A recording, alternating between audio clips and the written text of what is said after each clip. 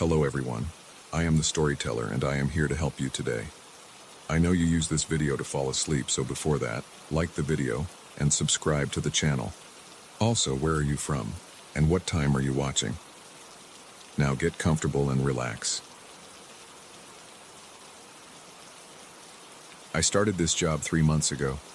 I'm the night caretaker in a commercial building downtown. Most floors have offices for lawyers, accountants, and tech startups. During the day, the lobby is busy. At night, it's all mine. I patrol the floors, check the doors, watch the cameras. It pays better than I expected, and I like the quiet. But people always ask me about the 13th floor. They say the building has a locked 13th floor that no one rents. The elevator buttons go from 12 to 14. There's no official acknowledgement of a 13th floor, yet on the paperwork I was given, there's a mention of an empty space on the plans. I assumed it was a design choice or some old superstition. I didn't think about it much at first. On my second week, I heard a noise while I was making my round. It came from above me. I had checked the 12th floor. It was empty, all offices closed. Then I heard something that sounded like a window sliding open. It was loud and echoed through the stairwell. I looked at my watch. It was a little after 2 in the morning, which is usually my most boring time. That noise startled me. I went back to the corridor and waited, trying to figure out where it came from. Then I heard it again, like someone sliding a window open, then shutting it fast. Metal scraping on metal. It gave me goosebumps. I took the flashlight out of my belt and headed to the elevator. I pressed 14. The elevator took me up, but the noise stopped. When I reached the 14th floor, I walked around. Everything was dark, but I checked every window. All locked. No sign of movement. I didn't see anything strange, so I shrugged it off and went back down. That same night, around 3:30, I heard it again.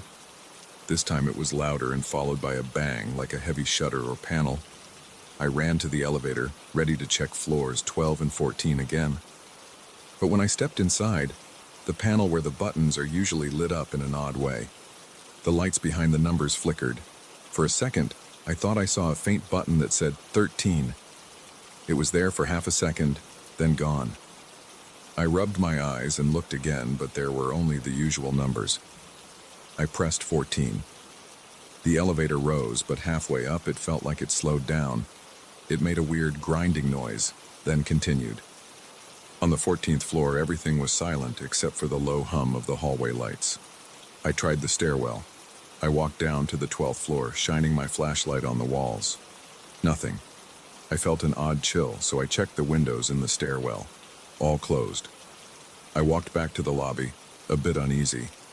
Over the next few nights, the same noise came back, always around 2 or 3 in the morning. That distinct sliding and slamming of a window or something metallic. I kept trying to locate the source. Each time it felt like it was coming from above.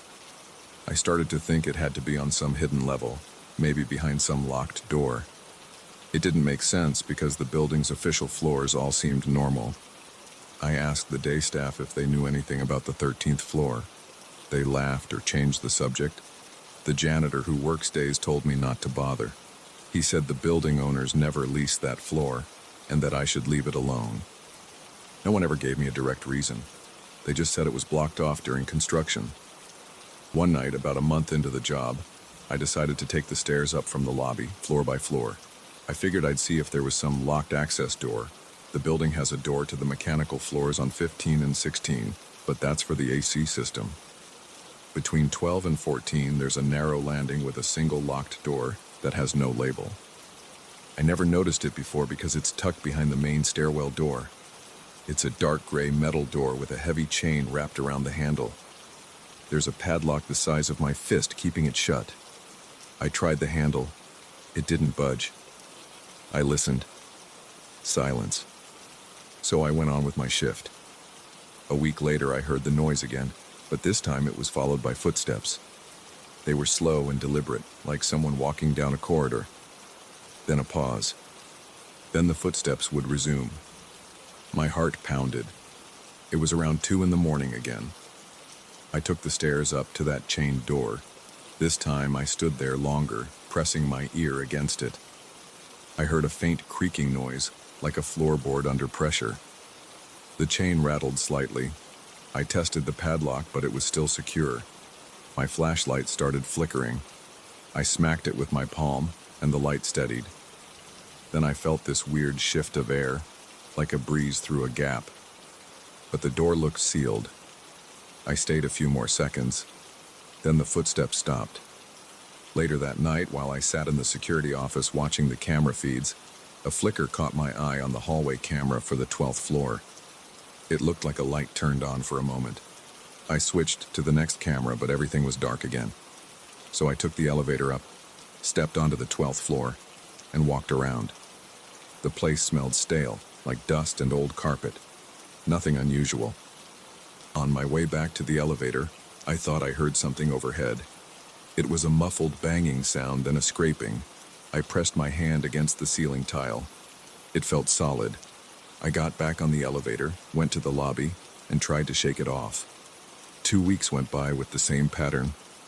Always between 1 and 3 in the morning, I'd hear the sliding noise.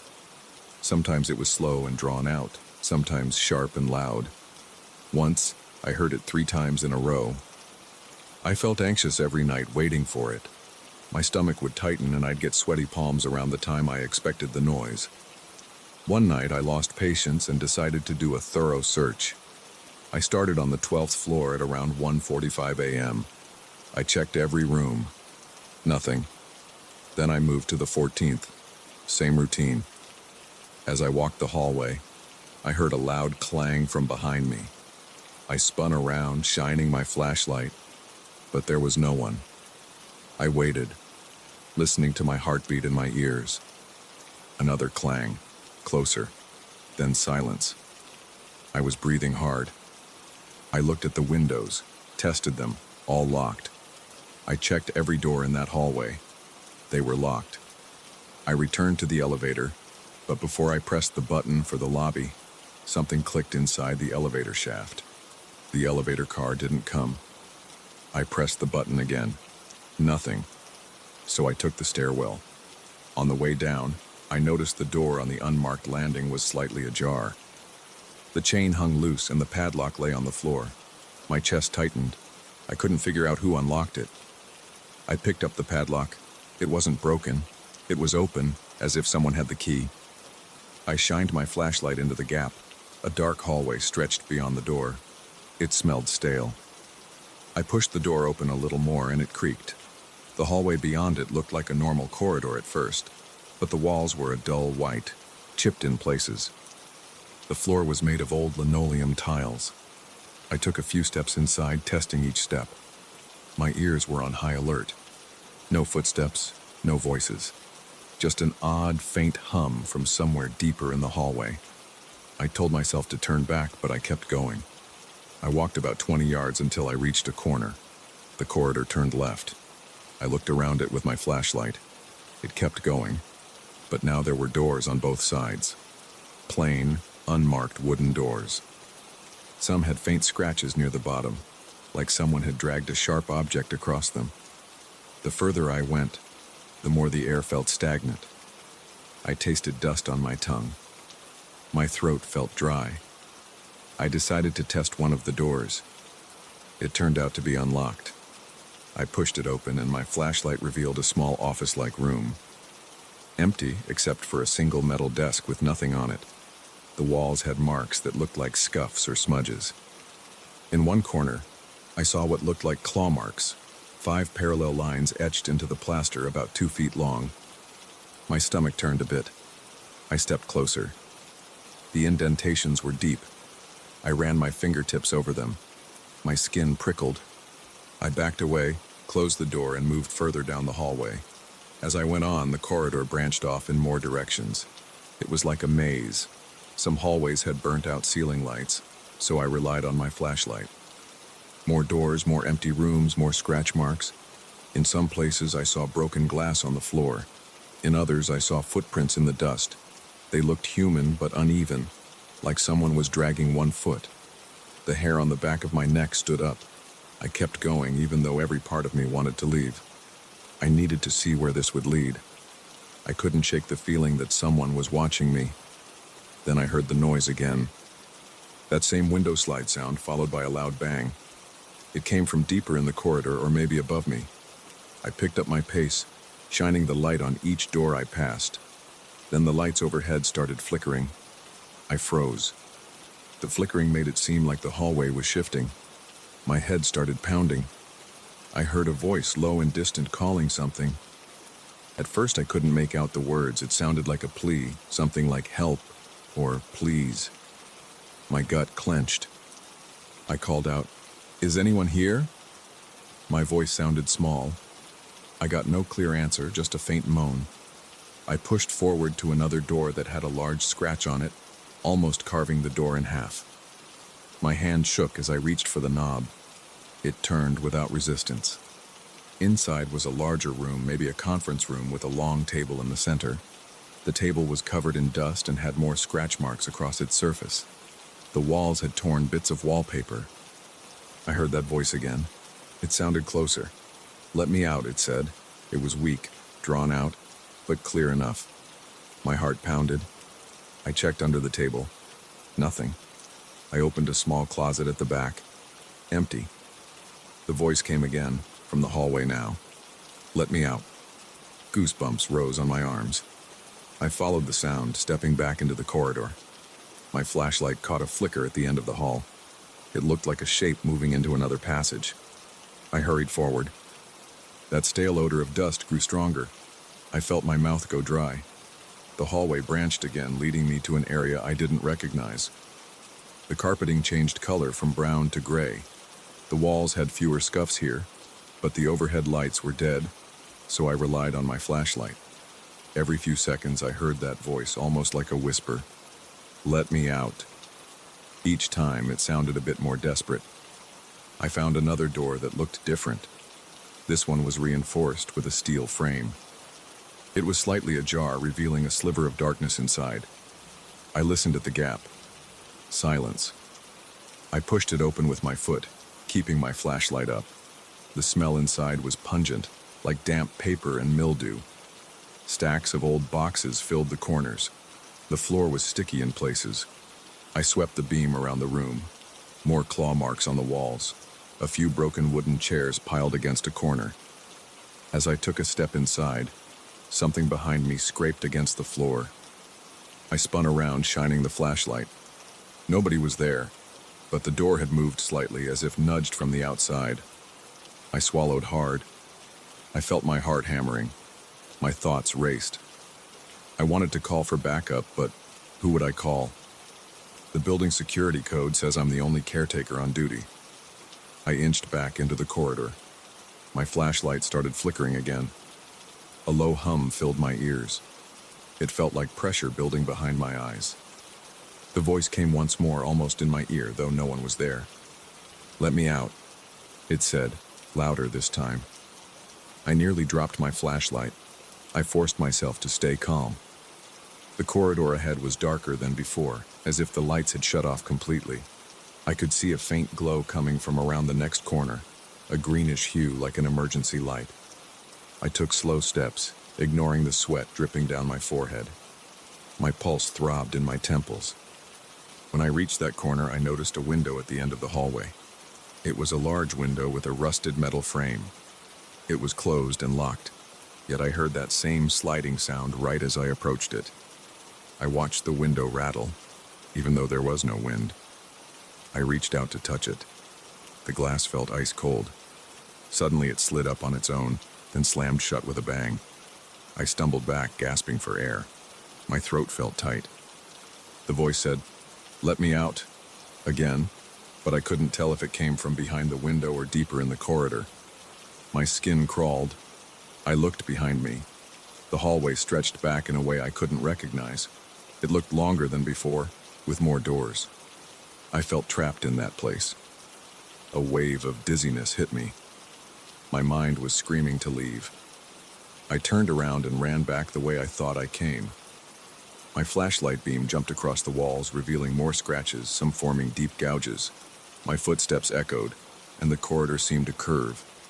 I kept going, turning corners, trying to retrace my path. Each time I ended up in a similar hallway with the same scuffed walls. My eyes teared up with panic. I couldn't find the stairwell door. I could feel my chest tighten. My legs shook. Finally, I spotted the chain and padlock on the floor again. It was near that original metal door. The door was wide open. I lunged for it, tripping on my own feet, nearly slamming into the doorframe. I glanced back into the darkness of that corridor. I couldn't see anything moving, but I felt a presence, like something watching me from the gloom. My entire body was tense. I scooped up the padlock, dashed through the doorway, and pulled the door shut behind me with all my strength. It creaked but closed. I wrapped the chain around the handle, fumbling with the padlock until it clicked. My hands were trembling so badly that it took me a few tries. When it finally locked, I let out a shaky breath and hurried down the stairs. Once I reached the lobby, I went straight to my security desk and sat down. My head pounded. My face was slick with sweat. I tried to get my breathing under control. I stared at the monitors, but all I saw were empty hallways and dark offices. Normal floors with normal closed doors. The phone sat on the desk. I thought about calling the building manager or maybe the police. But what would I say? There was no crime. There were just impossible rooms and weird noises. My hands kept shaking, so I grabbed a bottle of water from the mini fridge and gulped it down. I took a few deep breaths and tried to steady myself. I decided not to mention it to anyone the next morning. I stayed until my shift ended at 6. I walked outside, saw the sunrise, and felt a rush of relief. Since then, I still hear the window noises at night. Sometimes they're mild, sometimes they're loud. I pretend I don't hear them. I check the floors I can access, but I avoid that unmarked door. I still see the chain and lock in place, but every time I pass by, I feel like something on the other side is listening for my steps. Sometimes I hear faint tapping from behind it, like nails on metal. The building manager never mentions anything. No one complains about the 13th floor. No one wants to talk about it. I don't know who or what is in there. I don't know if it's a person or something else. All I know is that I hear it every night, opening and closing a window that shouldn't be there. I hear footsteps on floors that shouldn't exist. And once in a while, I hear a voice that begs to be let out. I do my rounds, I collect my paycheck, and I try not to think about it. I feel uneasy every time the clock hits 2 in the morning. I brace myself, wait for the familiar sound of metal sliding against metal, and hope that door stays locked. I can't erase those scratches from my memory. They felt too real. I felt the grooves under my fingertips. I can't forget how the hallway seemed to stretch forever like a trap. That's the story of the 13th floor in this building. That's my reality now.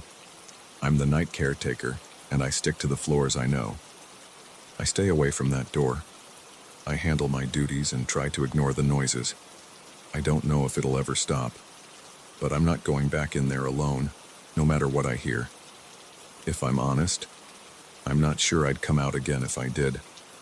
So I keep my head down, do my job, and hope that whatever's in there stays locked away. I don't have a better plan. I just know I won't open that door again.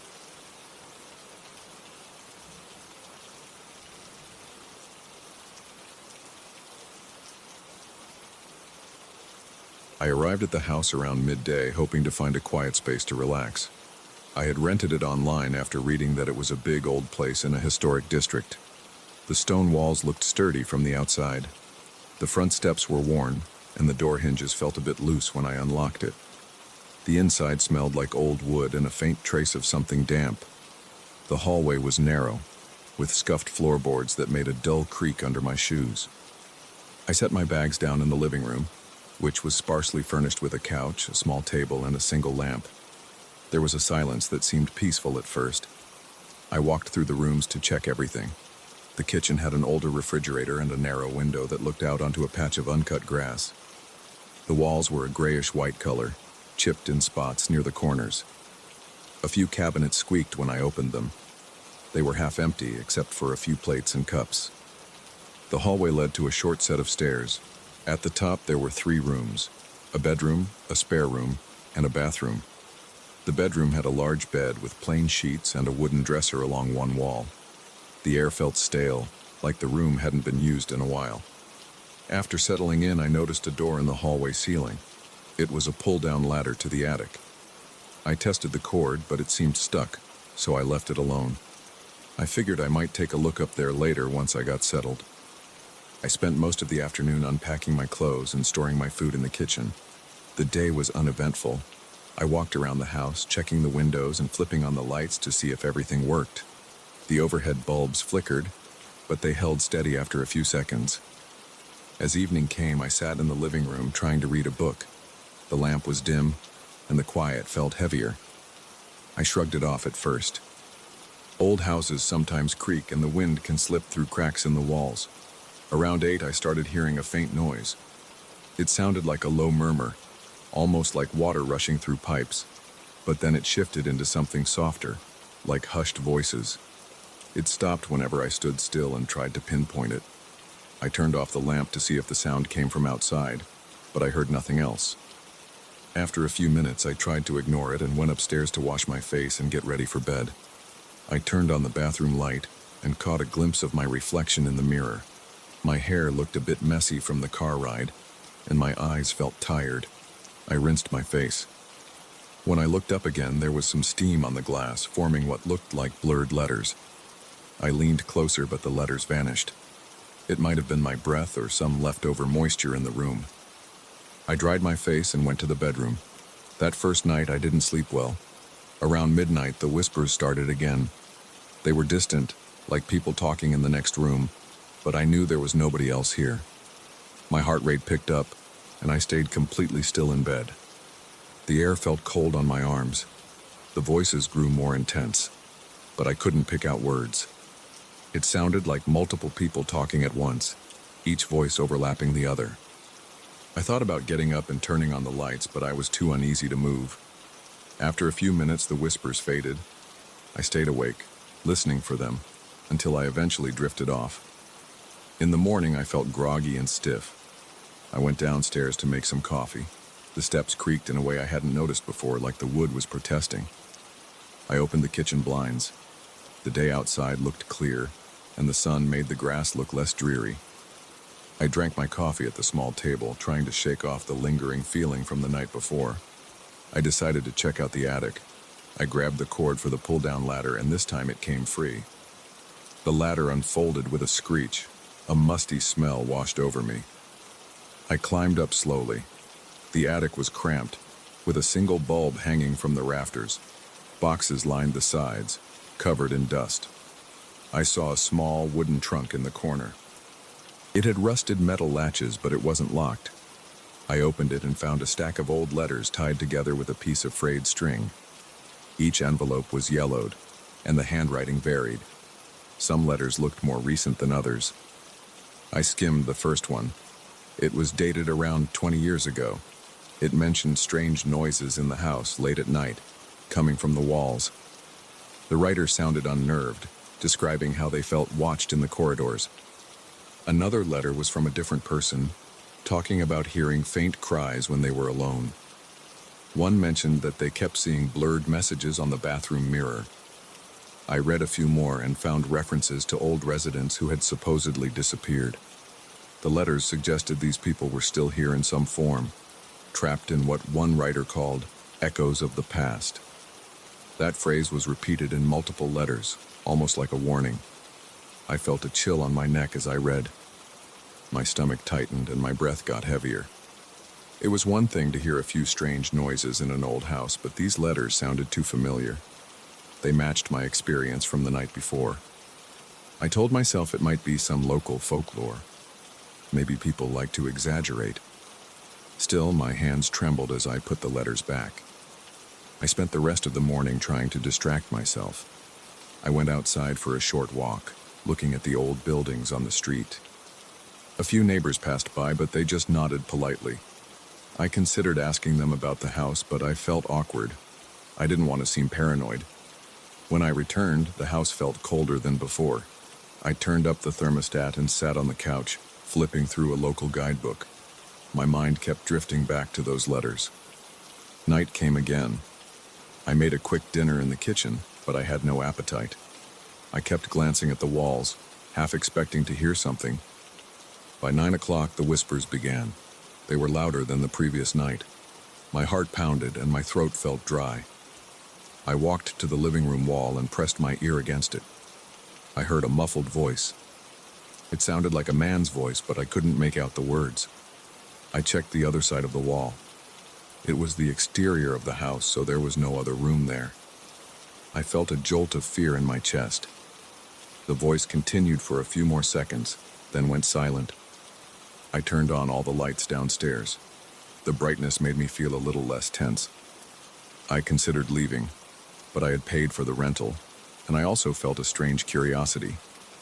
The letters mentioned an old pact. I wondered if it had something to do with the voices. I made a plan to check the attic again the next day to see if there were any other clues. For now, I decided to stay awake longer. Around 11, I sat in the living room with the lamp on. The front door was locked and all the windows were shut. The whispers started again, this time from the ceiling. I heard a soft scraping noise, followed by a slow creaking, like someone was walking around up there. My skin prickled and my pulse raced. I stood up, but my legs felt weak. I called out, "Hello?" But I got no response. The noises stopped. I wondered if I should go up to the attic right then, but I felt my nerves shaking. I chose to wait until daylight. I went upstairs to the bedroom. I left the hallway light on this time. My reflection in the bathroom mirror still bothered me, so I avoided looking into it. I lay down on the bed, fully dressed, and tried to keep my eyes open. I caught myself nodding off. At some point in the early morning hours, I slipped into a restless sleep. I dreamed of faint figures standing in the hallway, whispering to each other, but I couldn't see their faces. When the morning light came through the window, I woke up with a stiff neck. My mouth felt dry and I had a mild headache. I went to the bathroom. The mirror was fogged up a bit. I saw smears that looked like smudged letters. They might have spelled something, but it was too blurred to read clearly. I wiped the mirror with my hand and the smears disappeared. I felt a rush of anxiety in my chest, but I kept telling myself it was just condensation or something random. I went back to the attic. The air felt heavier up there, as if it hadn't been ventilated in decades. I opened a few more boxes and found old journals. They all had similar stories, odd sights, voices in empty rooms, and messages appearing in mirrors. One journal mentioned an ancient pact made by some of the original occupants. It didn't specify what the pact was, only that it was supposed to keep them together in spirit if they ever left the physical world. The words sounded strange, but there were no details about how it worked or why they would do something like that. I noticed the last entry in one journal mentioned hearing voices call the writer's name when they were alone. I felt a jolt because I hadn't heard anything call my name yet, but I dreaded the thought. I decided to step away from the attic. My hands felt clammy and my breathing quickened. I put the journals down and climbed back downstairs. The house felt dead silent again, which made me nervous. That silence felt unnatural, almost like something was waiting. In the afternoon, I tried to keep busy by cleaning some of the rooms. I wiped down the kitchen counters, vacuumed the living room rug, and washed a few dishes. The normal activity helped me stay grounded for a while. I listened for any odd noises, but it stayed quiet. Around 4, I noticed the hallway light flickered a bit. I replaced the bulb, but it kept giving off a weak flicker now and then, like the wiring was old. When night fell, I felt my pulse picking up again. I sat on the couch, leaving the overhead light on. The house stayed silent until about 10 o'clock. Then the murmurs started. I heard what sounded like a crowd whispering in the distance. My ears buzzed with tension, and my stomach twisted. I tried to calm myself by breathing slowly. The voices grew louder, then seemed to circle around me. I heard them shifting from one wall to the next. The temperature felt cooler and I shivered. I stood up and walked toward the stairs. The voice near the living room wall grew clearer. I heard a phrase that sounded like, "We can't leave." My heart pounded. My throat tightened. I felt tears welling up because the tension was so intense. I wanted to open the front door and run, but my mind told me to hold on. I reached the bottom of the stairs and paused. A new set of whispers started near the top floor, like they were right above me. I placed my foot on the first step, and a heavy sense of dread filled my chest. I forced myself up the stairs one step at a time. My body felt shaky, and my palms were sweaty. I flicked on the hallway light. The door to the bathroom was half open. I heard a slight rustling inside. I reached out and pushed the door open. The mirror was covered in steam, even though I hadn't used hot water. I saw faint marks on the glass. My breath came in short bursts. I leaned in closer, and the marks looked like they formed the words, "Don't break it." I blinked and stepped back. I didn't know what it meant. My hands were trembling. I left the bathroom and stood in the hallway trying to slow my breathing. A floorboard creaked behind me, but I saw nobody there. I turned on the light in the bedroom and stood at the threshold. The curtains fluttered slightly, even though the window was closed. My heart was pounding so hard I could feel it in my ears.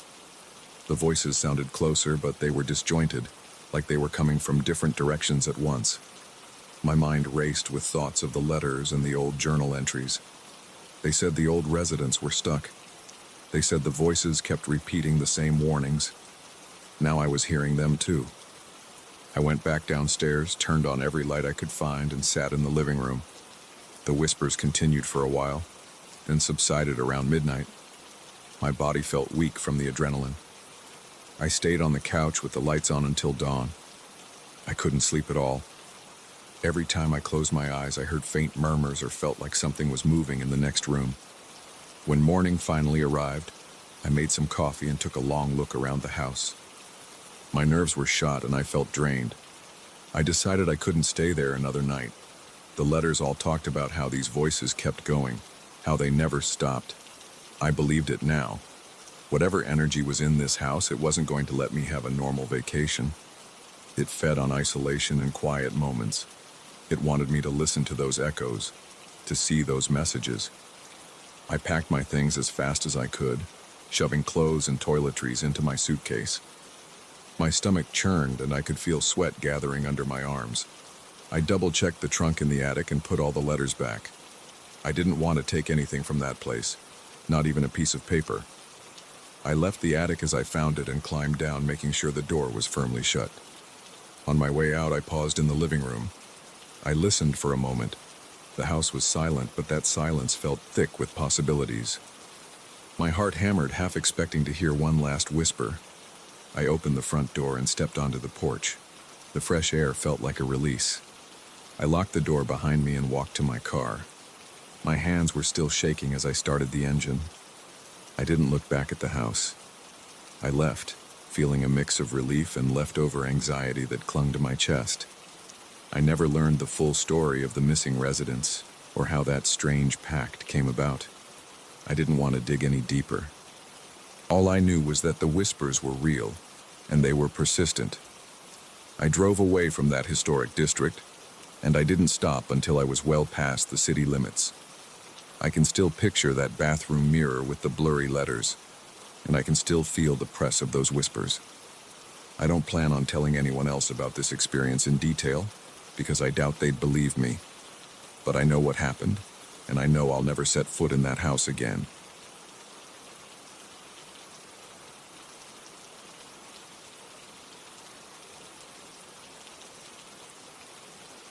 I never cared much about old stuff until I inherited this mirror from my grandfather.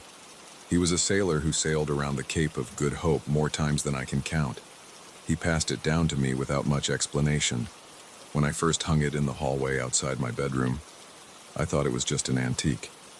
I didn't know it came from some remote coastal village where people believed strange spirits lived inside reflective surfaces. I shrugged off those stories at first. Now I'm not so sure. Something is off about this mirror and I can't ignore it anymore. I noticed the first odd thing about a week after I hung it.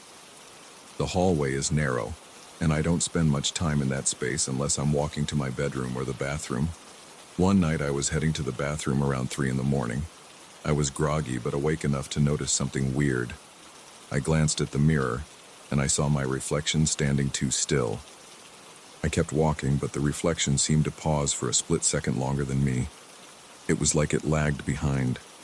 It happened so quickly that I almost thought I imagined it. I remember my heart pounding. My chest felt tight. I stared at the mirror again, but it looked normal a moment later.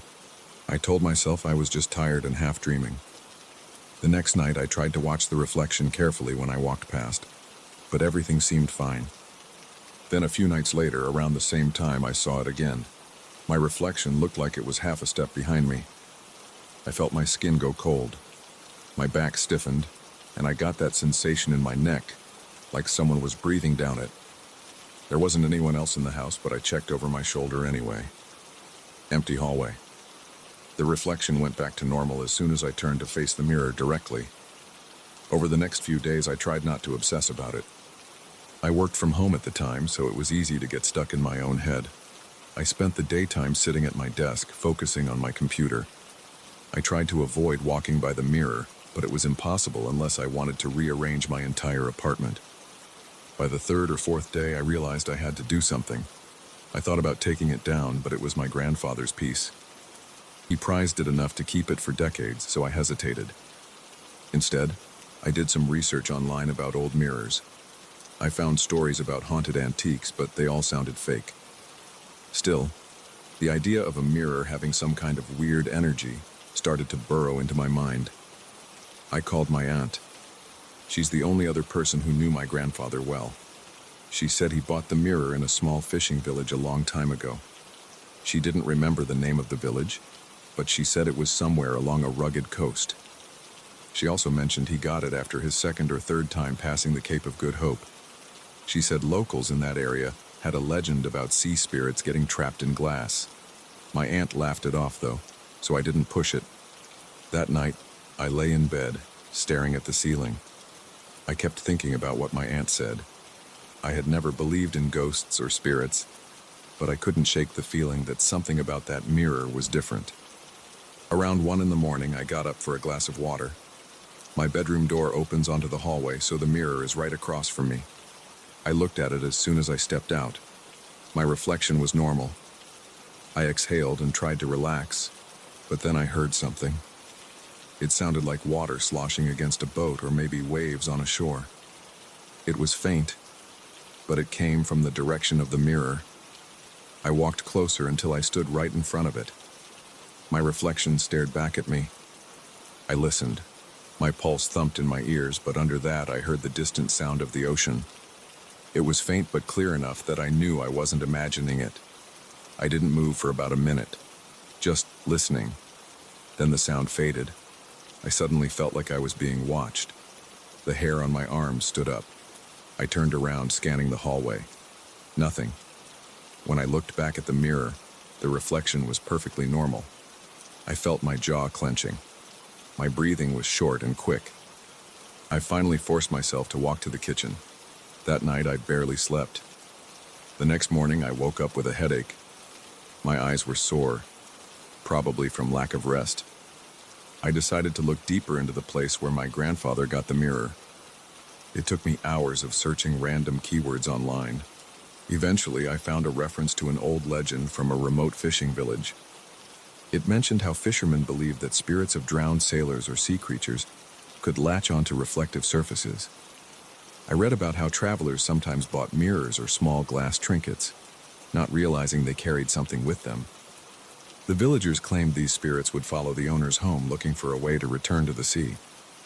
It was all anecdotal, but the details made my stomach churn. The story talked about hearing waves at night and feeling a damp presence around the object. That night, I noticed a thin crust of salt near the edges of the mirror's frame. It wasn't obvious at first. I only saw it because I turned on the brighter overhead light in the hallway. It looked like a whitish residue that you might see on a window if sea spray had dried there. I touched it. It felt gritty. I sniffed my fingers, and they smelled like salt. I live nowhere near the ocean, and I don't have any reason for salt to appear in my hallway. I also spotted a bit of greenish slime near the top corner. It reminded me of the algae I've seen on pier posts. My throat went dry. My hands trembled a bit. I wiped the residue off with a cloth, then threw the cloth in the trash. I felt unsettled and didn't know what to do. I spent the next few hours pacing around my living room. My heart kept pounding like I was about to face some unknown threat. Around midnight, I heard a low creaking sound from the hallway. It was like someone pressed lightly against the floorboards. I walked over slowly and saw the mirror. The surface looked darker than usual, even though the overhead light was on. I stepped closer and I swear it felt like stepping onto a wet dock. The air around the mirror felt damp. I reached out to touch the frame, and a cold, slick residue coated the wood. I pulled my hand back in shock. My breathing got rough. My chest tightened. I checked my fingers again, and I saw what looked like wet algae. I wiped it on my pants, not sure what else to do. That was the moment I decided I had to confront this. I figured I needed to do more research about the village. I found a phone number for a local historian who specialized in maritime folklore. I called him the next day. We spoke briefly and I mentioned the mirror. I told him about the salt, the algae, and the out-of-sync reflection. He got quiet, then told me about a legend regarding a creature from the depths that got trapped in a mirror centuries ago. According to him, the spirit tries to escape by merging with whoever looks into it. He didn't say it would kill me or anything like that. He said it might just want to get free. But he warned me that these stories usually end with the spirit taking on the form of the mirror's owner. He suggested I get rid of the mirror immediately.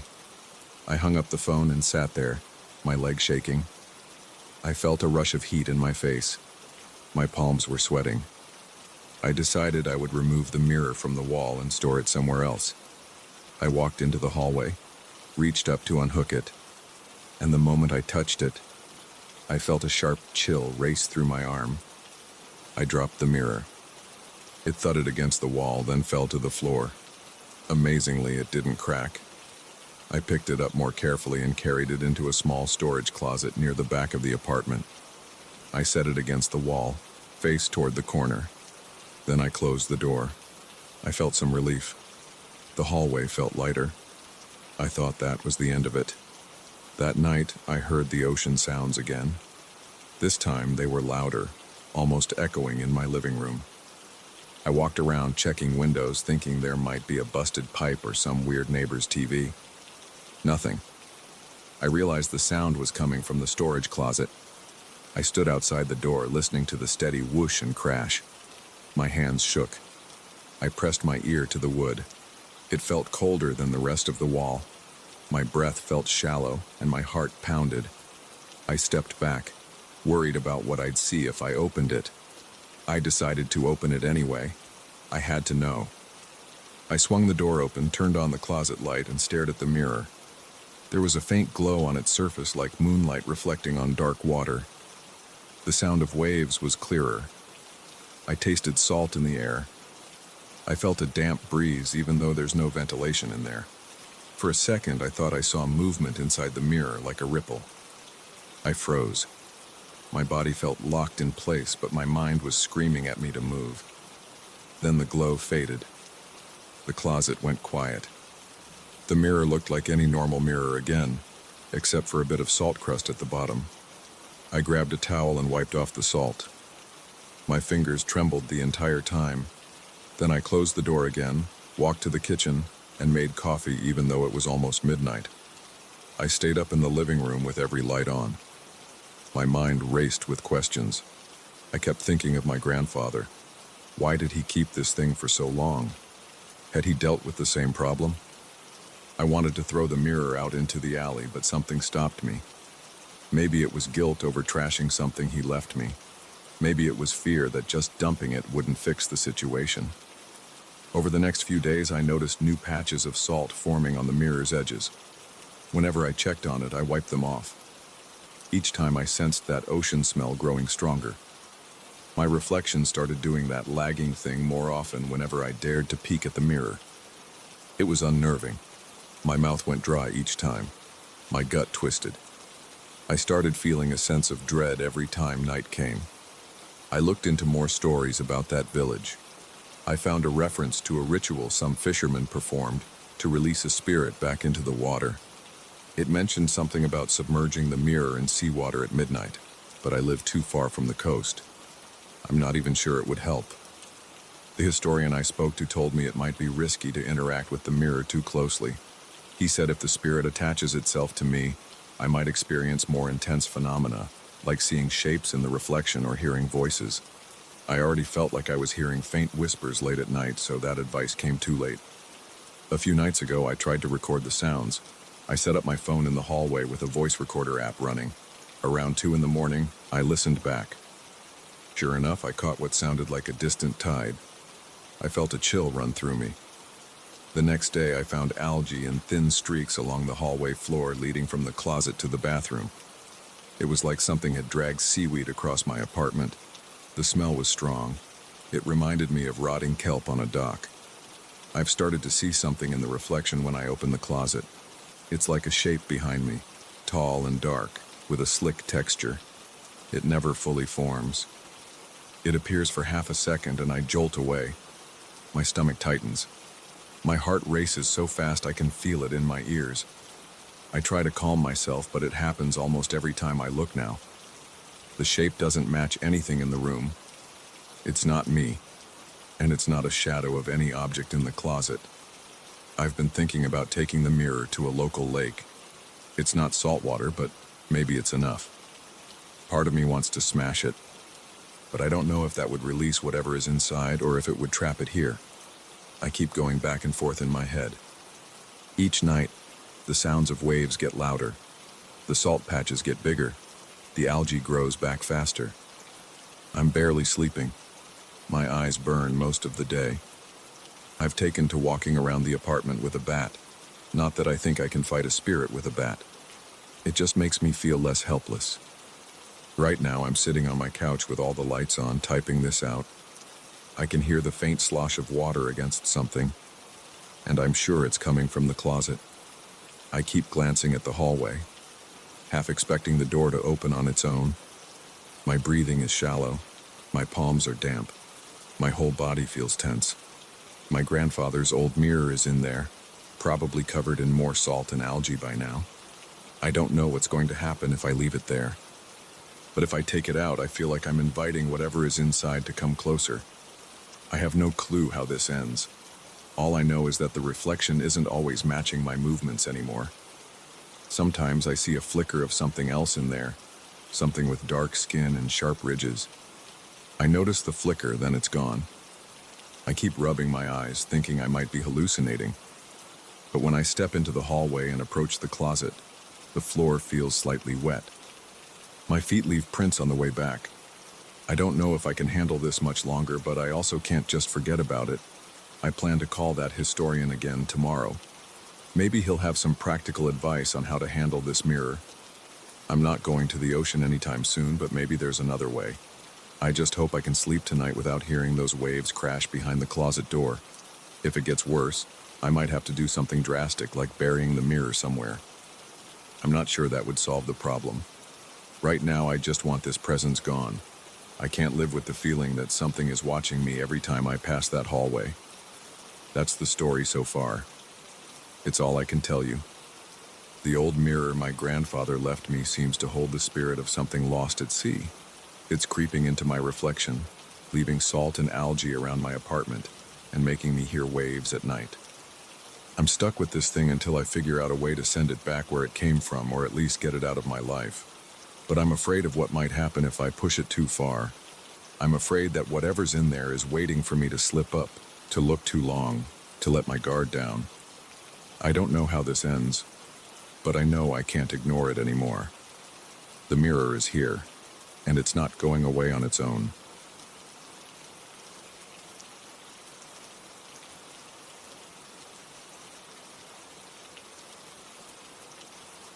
I saw something that shouldn't have been there. That's how everything started. One early morning, on a day that felt like any other, I sat by the train window, staring at the passing buildings. I was tired, and I didn't care about much besides closing my eyes for a few minutes. Then I noticed a face in the reflection on the glass. It wasn't my face.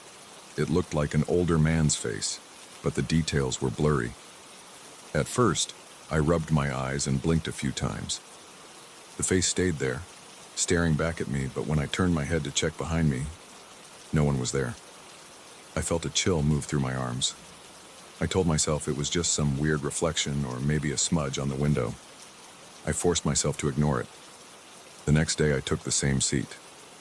I had a habit of sitting in the same spot, usually a corner seat by the window. I got comfortable, put my bag on my lap, and looked out at the city. After a couple of stops, I glanced at the window. I felt my heart jump because that face was there again. This time it looked sharper. I could see the forehead, the eyes, and the outline of a mouth. My breath caught in my throat. I tilted my head, thinking maybe my reflection was blending with something behind me. But I was alone in that section of the car. There was no one across from me or behind me. When I looked at the face again, its mouth twitched. I swear I saw a small, strange grin. A shiver crept up my back. I changed seats. For a few days after that, I tried different cars. Sometimes I sat near the doors. Sometimes I stood. Sometimes I took an entirely different train, one that left 15 minutes earlier. But every single time, usually once we passed the second or third stop, I spotted that face in the window if I looked at my reflection. If there were other people around, they didn't seem to notice anything. Nobody said a word about it. I started to feel uneasy, but I told myself it was just a trick of the mind. Then I noticed it moving. It happened one morning when the train was almost empty. I leaned forward, trying to tie my shoe. When I looked up at the window, the face was there, but the eyes looked like they were shifting around. I felt my stomach tighten. I looked away and pressed my fingertips against my temples. My breath got faster. I counted to 10, then forced myself to look back. The face still stared at me, but now the mouth seemed curved in a slight smirk. I couldn't stand it. I stood up and walked down the aisle to the door, holding onto the rail. The train rattled, and my legs felt weak. I felt sweat on my neck. I waited for the next stop and got off without even thinking. I ended up being late to work, but I didn't care. That night I couldn't sleep. I kept remembering that face in the window, and every time I closed my eyes, I felt like it was there in my room. I kept turning on the bedside lamp, checking my mirror, checking the reflection in my TV screen. There was nothing there, but I felt uneasy. I got up and made some coffee. I stared at my kitchen window, half expecting to see that face staring at me again. Nothing happened, but I stayed up almost the whole night, unable to relax. In the morning, I dreaded going back on that train. I needed to get to work, so I forced myself to go. I avoided looking at any windows. I stared at my phone or I stared at the floor, but out of the corner of my eye, I sensed movement in the glass. I knew if I looked, I'd see it. So I kept my eyes down until my stop came. I got off the train in a rush, almost bumping into an older passenger who was standing near the door. My heart pounded the whole way to work. After a few more days of this, I decided I had to figure out what was going on. I asked a few people on the train platform if they'd ever noticed anything strange on the route. Most shrugged and said no. One guy told me that some local rumor mentioned weird sightings in old train cars that were left on a sidetrack. I pressed him for more details, but he didn't know much. He just said a few people claimed to see shapes in the windows of those abandoned cars, especially late at night. He gave me a website link where local train enthusiasts posted stories about the railway's history. I thanked him and then left, my mind buzzing. When I got home that evening, I looked up the website. It had forum threads about old train stations, lost railway lines, and abandoned cars. A few people claimed to have seen a spirit or ghostly presence near certain abandoned cars. They posted grainy photos. I didn't see any clear faces in those photos, but some angles looked eerie. One post said that a spirit seemed to travel between cars, not confined to one spot. Another said they saw it in reflections, but it never appeared as a solid figure in front of them. My nerves grew tight. I felt my forehead sweating as I read these posts. I spent hours scrolling, reading every piece of information. A few people wrote about nightmares, about feeling watched on empty trains. Some mentioned hearing faint whispers or breathing. I hadn't heard any voices, but the reflection was enough. I posted a message asking if anyone had seen a face in the window while riding a regular passenger train during early morning commutes. Most replies just joked around or called me paranoid, but one person said they saw something similar and recommended that I stop riding that line for a while. They believed the entity could attach itself to specific people. I wasn't sure if that was ridiculous or if I should believe it. I felt a sinking dread in my chest. The next day, I tried to drive to work, but my car wouldn't start. That had never happened before. I ended up calling a friend, but he couldn't give me a ride that day. I had no choice but to take the train. I sat in a different part of the car again, trying to keep my head down. Everything was quiet until we reached that same stretch near the tracks where they kept some older, unused cars. The train slowed a bit and the lights flickered. I glanced at the window in front of me, and there it was, that face. I clenched my fists and my pulse raced. I felt my jaw tighten. I couldn't breathe normally. It looked more defined than ever, like it was pushing against the window from the inside of the reflection. I could see the eyes shifting around, looking left and right as though checking if anyone else was watching. Then it locked eyes with me. My stomach felt hollow. I thought I was going to throw up, so I looked away and shut my eyes until we pulled into the next station.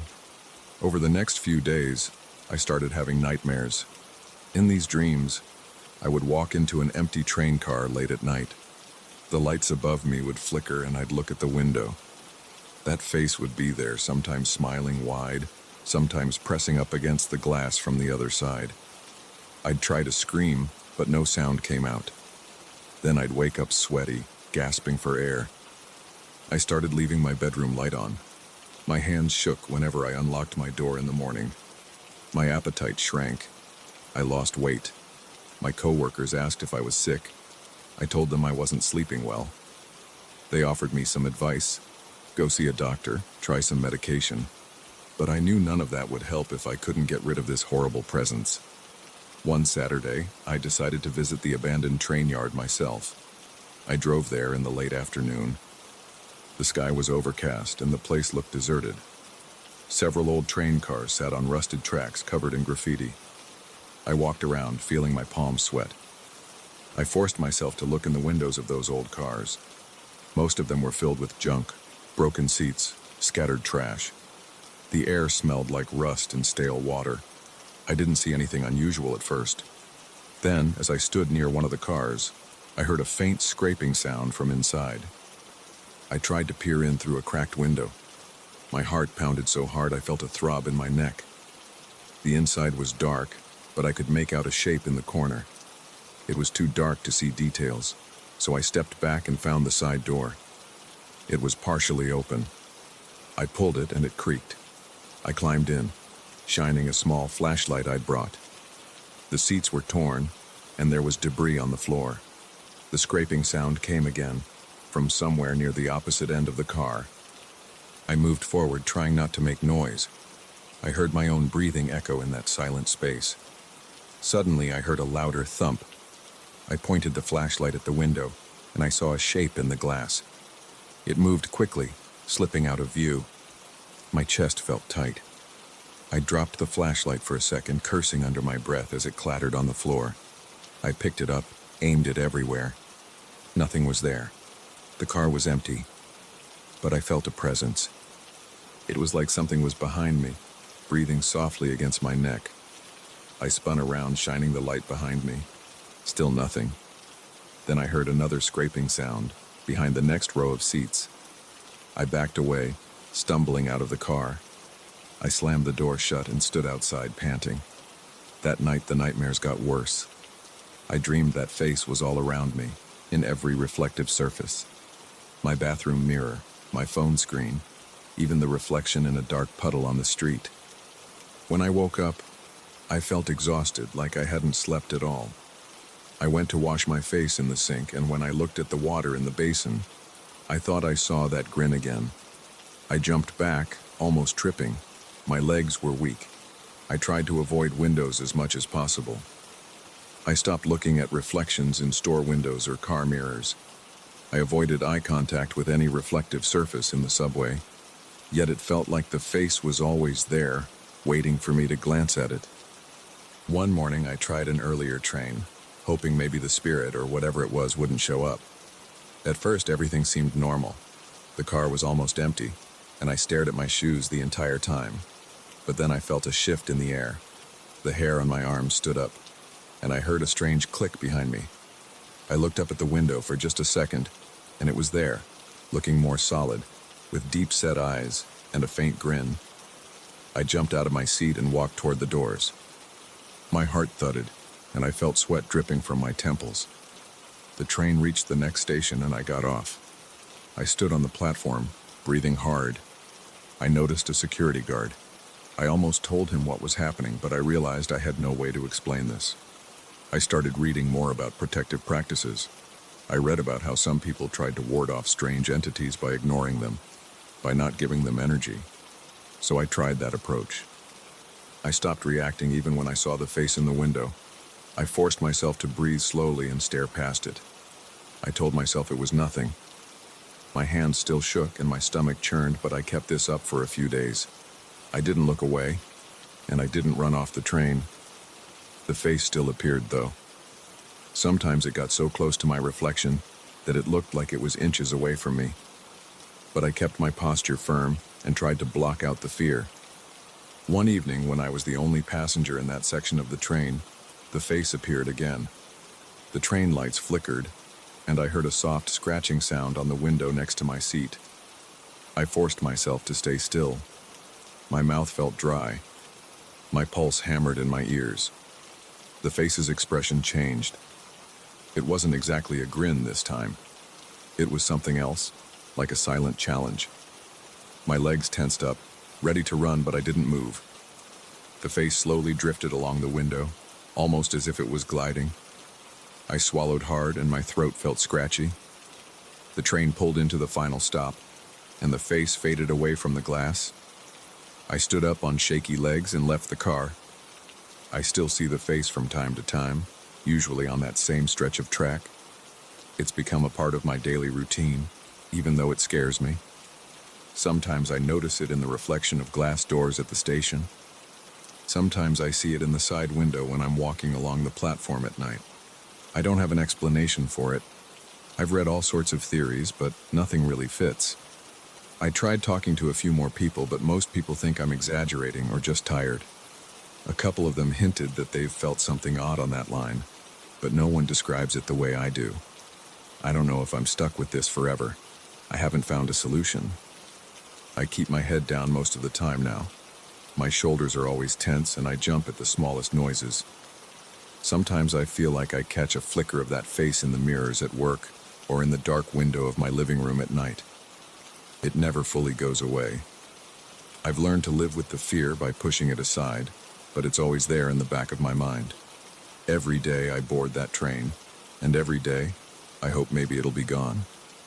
But when I glance at the window, I see it waiting, staring, as if it wants me to know that it's never left.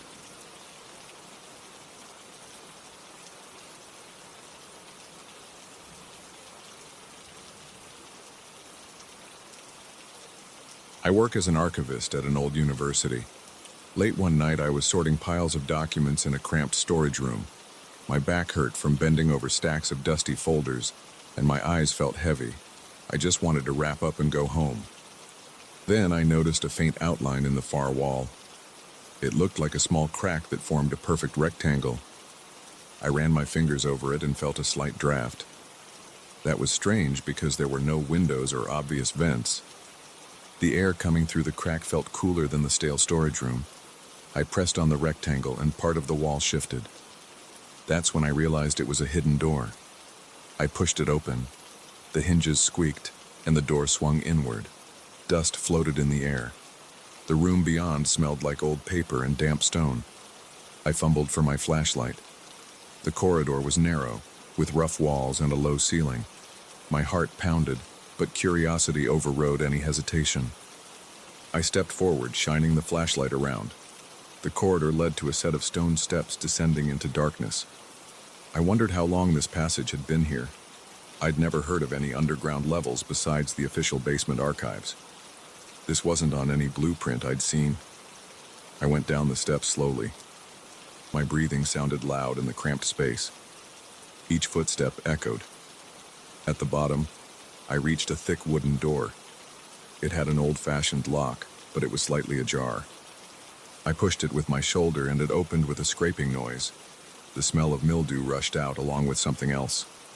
It was like the smell of old books left in a damp attic for too long, but sharper. The hair on my arms stood up. I felt a mild chill on my neck. Inside, I found a massive room filled with shelves. Each shelf had dozens of old books, stacked from floor to ceiling. I couldn't see the far end with my small flashlight. My knees felt shaky. I didn't expect something this big under the university. I whispered to myself, "This is insane." Then I noticed that some of the books on the nearest shelf looked in decent shape, despite the obvious humidity in the air. The spines were intact, but the covers were coated in dust. I stepped closer to one shelf and aimed the flashlight at a thick volume with a dark cover. Its title wasn't in English. The letters looked foreign, maybe Latin or something older. My hand shook a bit when I reached out to touch it. The cover felt cold and stiff. I tried to open it, but the pages were stuck together at first. Then they loosened with a crackling sound, and I flipped through. The words on the pages looked handwritten in different inks.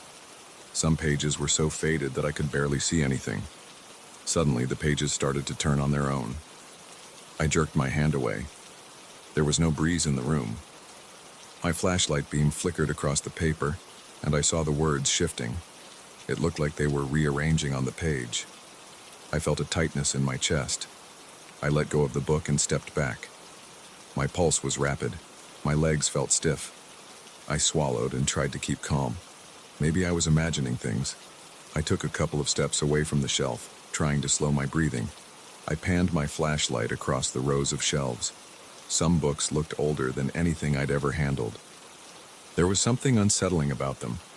I heard a faint rustling sound, like pages turning or dry leaves scraping across stone. I couldn't pinpoint the source. I felt my scalp tighten, and my mouth went dry. Then I saw a small wooden desk against the wall. There was a single chair in front of it. A book lay open on the desk. I walked over, shining my flashlight. The open book had handwritten notes all over the margins. The handwriting looked frantic, with big letters and underlined words. I leaned in to read. The notes were in English, scribbled between lines of text in some other language. One note said, "They move when no one is looking." Another said, "Do not trust the whispers." My stomach felt heavy and I had a sudden urge to get out. I heard a slight scraping sound behind me, and I spun around.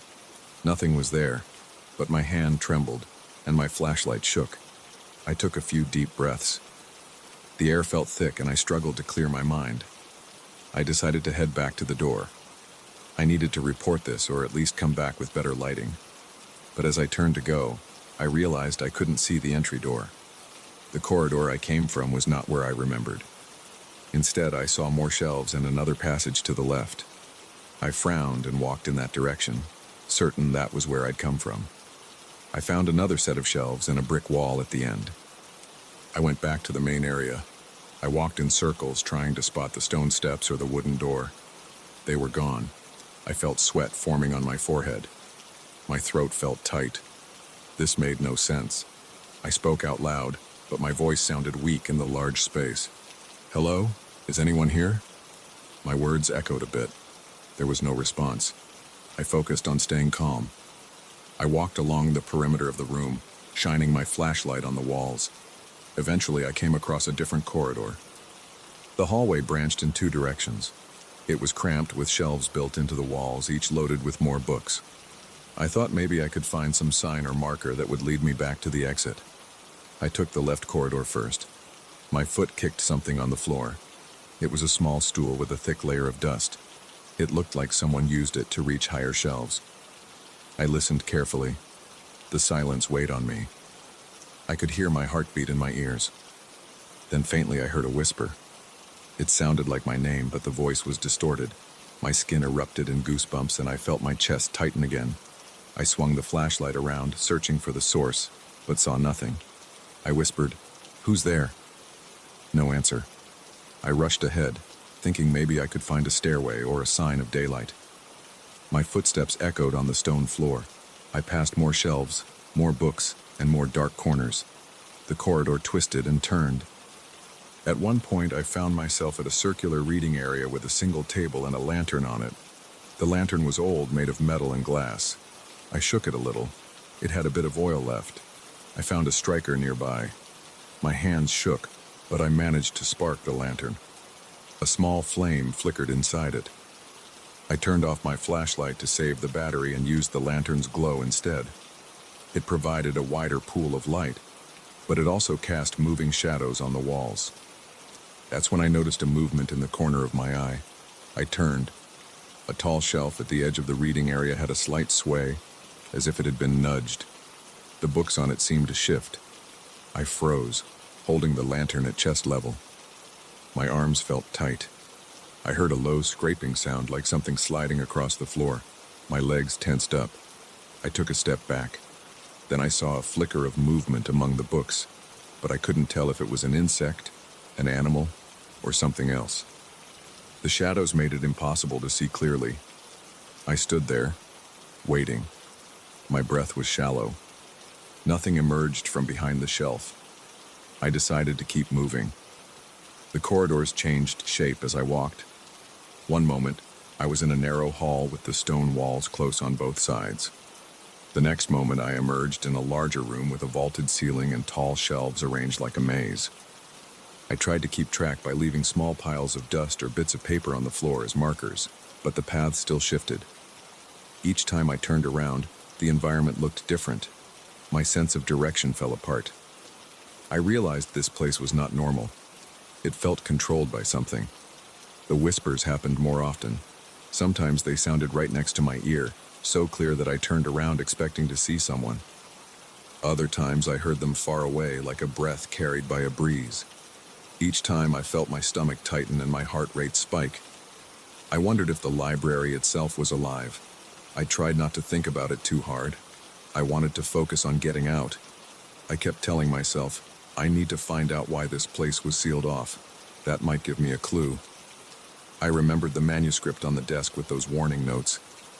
If I could find it again, maybe there would be more details about how to leave. I wandered back through the corridors, scanning for the desk. My lantern started to dim, so I turned it down to preserve the oil. Everything got darker, and my anxiety rose. I touched the wall to guide myself. It felt damp and cold. I heard my name whispered again. This time I shouted, "Stop it!" My voice echoed. My throat was dry. My hands trembled. I spotted the desk in a small alcove. The open manuscript still lay there, but now it was on a different page. I leaned in, adjusting the lantern. The notes in the margin said, "They feed on knowledge. They do not want to kill. They want a mind to open the path." Another line read, "The books record everything that enters. Don't let them record you." I rubbed my eyes, feeling the weight of confusion. I turned more pages, looking for an explanation of how to leave. The original text was illegible to me. The notes in English jumped around, mentioning shifting hallways and living corridors. One line caught my attention. The reason it was sealed. It grew too large. People got lost. We locked it to stop more wandering souls. My heart pounded. I realized I might be trapped here if I didn't figure out how to reverse whatever is powering this place. Then I found a final note that said, "Find the original seal in the main corridor. Break the power by closing the circle and reversing the wards."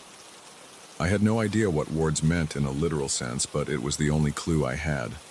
I lifted the manuscript, deciding to carry it with me so I could consult the notes.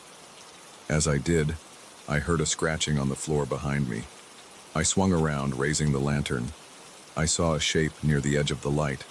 It was low to the ground, maybe the size of a large cat. I couldn't make out details. My eyes strained. Then it scuttled away and I heard the scrape of claws on stone. My heart hammered. I felt a rush of cold sweat across my shoulders. Clutching the manuscript to my chest, I headed back into the corridor. I kept glancing behind me. My steps echoed, and my breathing was ragged.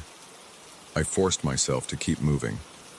After a while, I came to a wide hallway that looked more structured than the twisting paths. The floor was made of evenly cut stones, and the ceiling had a row of hanging lanterns all unlit.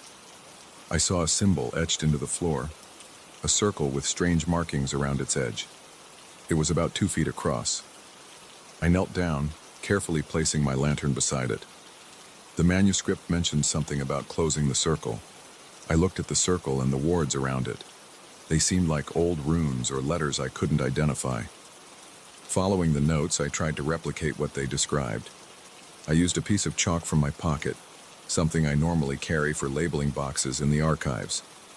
I traced the outer ring, noticing it was incomplete on one side.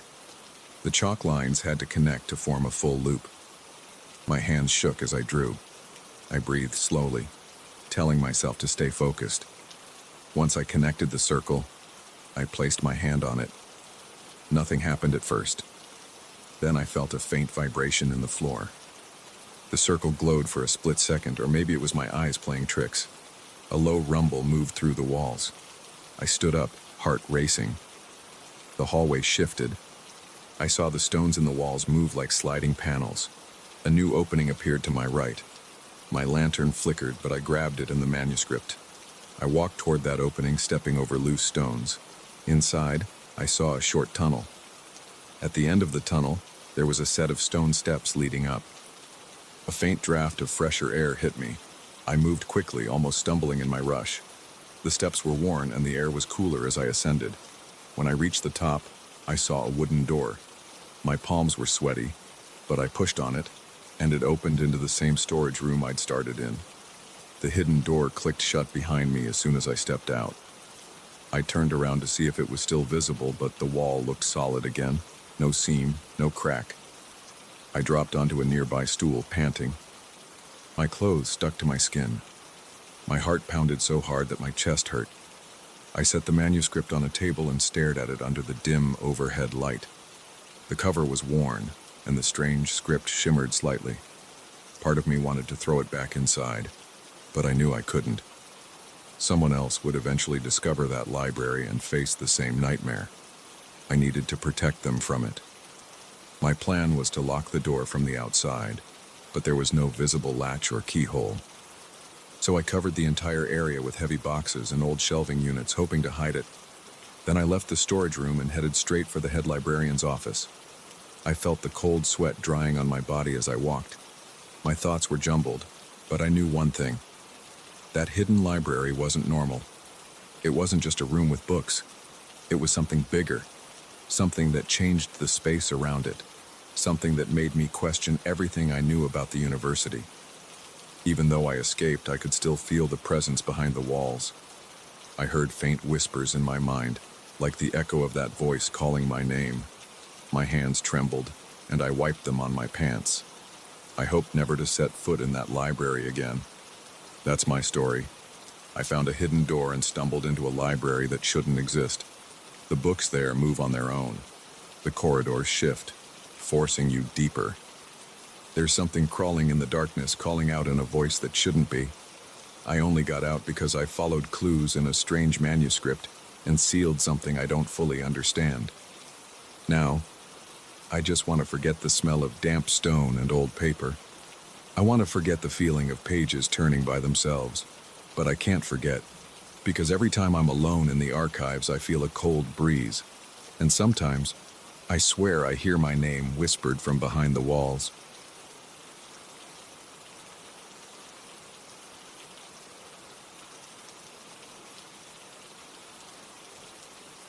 I still remember how my legs tensed up the first time I realized something was off in that underground parking garage. I was heading to my car late, like usual, and I felt this deep pressure in my chest. I'm used to working long hours, but I'm not used to feeling that kind of weight on my body. My neck felt stiff and my fingers shook while I pressed the button on my car key. I heard the distant echo of a car engine from another level, but I didn't see anyone else around. That was the start of everything. I didn't talk to anyone about it at first. I thought maybe I was just tired or stressed, but I couldn't shake the feeling that something else was lurking down there. I work in an office tower downtown. The building has a few underground parking levels. They're dimly lit with long rows of concrete columns and lines of empty parking spaces. It's never cheerful down there, but for a while, I just assumed it was my own mind playing tricks on me. I'd get out of the elevator, hear the hum of the fluorescent lights, and see my reflection in car windows. My breathing would speed up a bit, and I'd sometimes grip my key ring too hard. But I always told myself it was fine. I told myself I was being paranoid. One evening I had to stay past midnight. A client needed documents and I was stuck with the revisions. By the time I was done, I was the only person left on the floor.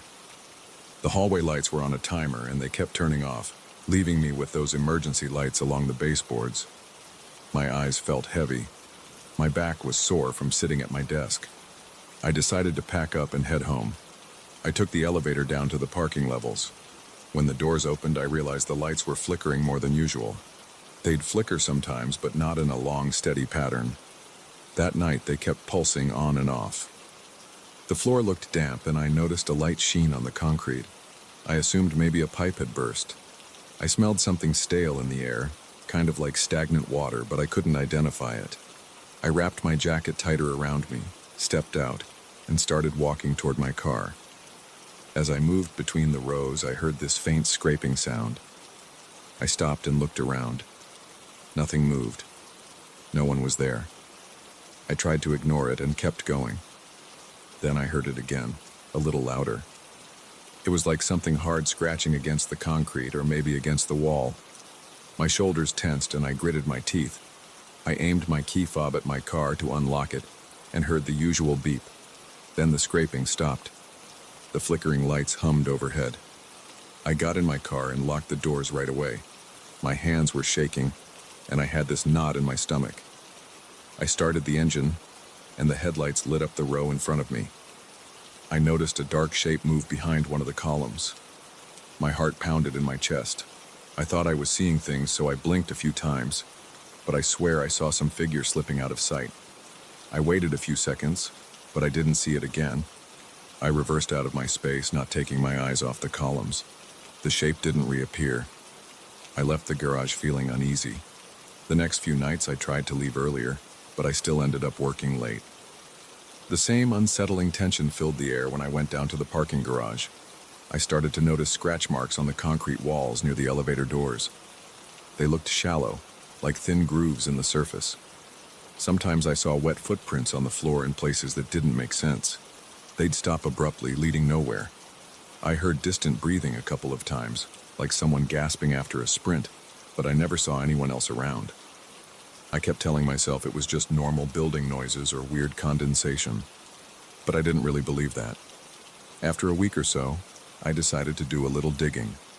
I looked up the building's history online. It took some effort, because the place changed owners a few times. Eventually, I found a handful of articles mentioning odd incidents during the construction phase. Workers had reported strange sightings in the subterranean levels. One article mentioned a rumored creature that some people claimed to have glimpsed near the support beams.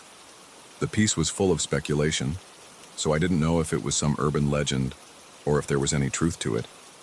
But after what I'd experienced, I couldn't dismiss it completely. The next time I went down to the garage, I had this surge of adrenaline the moment I stepped off the elevator. The overhead lights buzzed. The air felt colder than usual. My arms prickled with goosebumps. I held my phone in my hand, ready to use its flashlight if necessary. I walked slowly, scanning every row of parked cars. I heard that faint scraping again. My chest felt tight, and my breath grew shallow. I tried to steady myself by focusing on my steps. My shoes made a dull echo on the concrete. As I reached my car, I saw a new set of scratch marks on the door to the janitorial closet. They looked fresh, with little flakes of paint on the ground beneath them. The lines were uneven, like they'd been made by something with a single sharp point. I tried to ignore the sinking feeling in my stomach and unlocked my car. That's when I saw a dark shape in the corner of my eye. It moved quickly behind another row of vehicles. The hairs on the back of my neck stood up. I held my breath. I waited, but everything went quiet. I got in my car, locked it, and left as fast as I could. It went on like this for a while. Each time I had to stay late, I'd notice some new evidence of something living in that garage. Sometimes there were deep gashes in the concrete walls. Sometimes I'd find damp footprints or puddles that seemed to appear out of nowhere. One night, I even found a piece of fabric snagged on a protruding piece of metal near a column. It was dark and stiff, but I couldn't tell what kind of material it was. I started to wonder if I was dealing with an actual creature or some person who was lurking around for reasons I couldn't understand. I decided to talk to a coworker named Carlos. He'd been at the company longer than me, and he mentioned once that he'd seen a security guard quit suddenly after working the graveyard shift. I asked him if he knew anything about the parking garage. He gave me a look that told me he'd heard the rumors too. He said he'd never seen anything himself, but he'd heard about strange noises.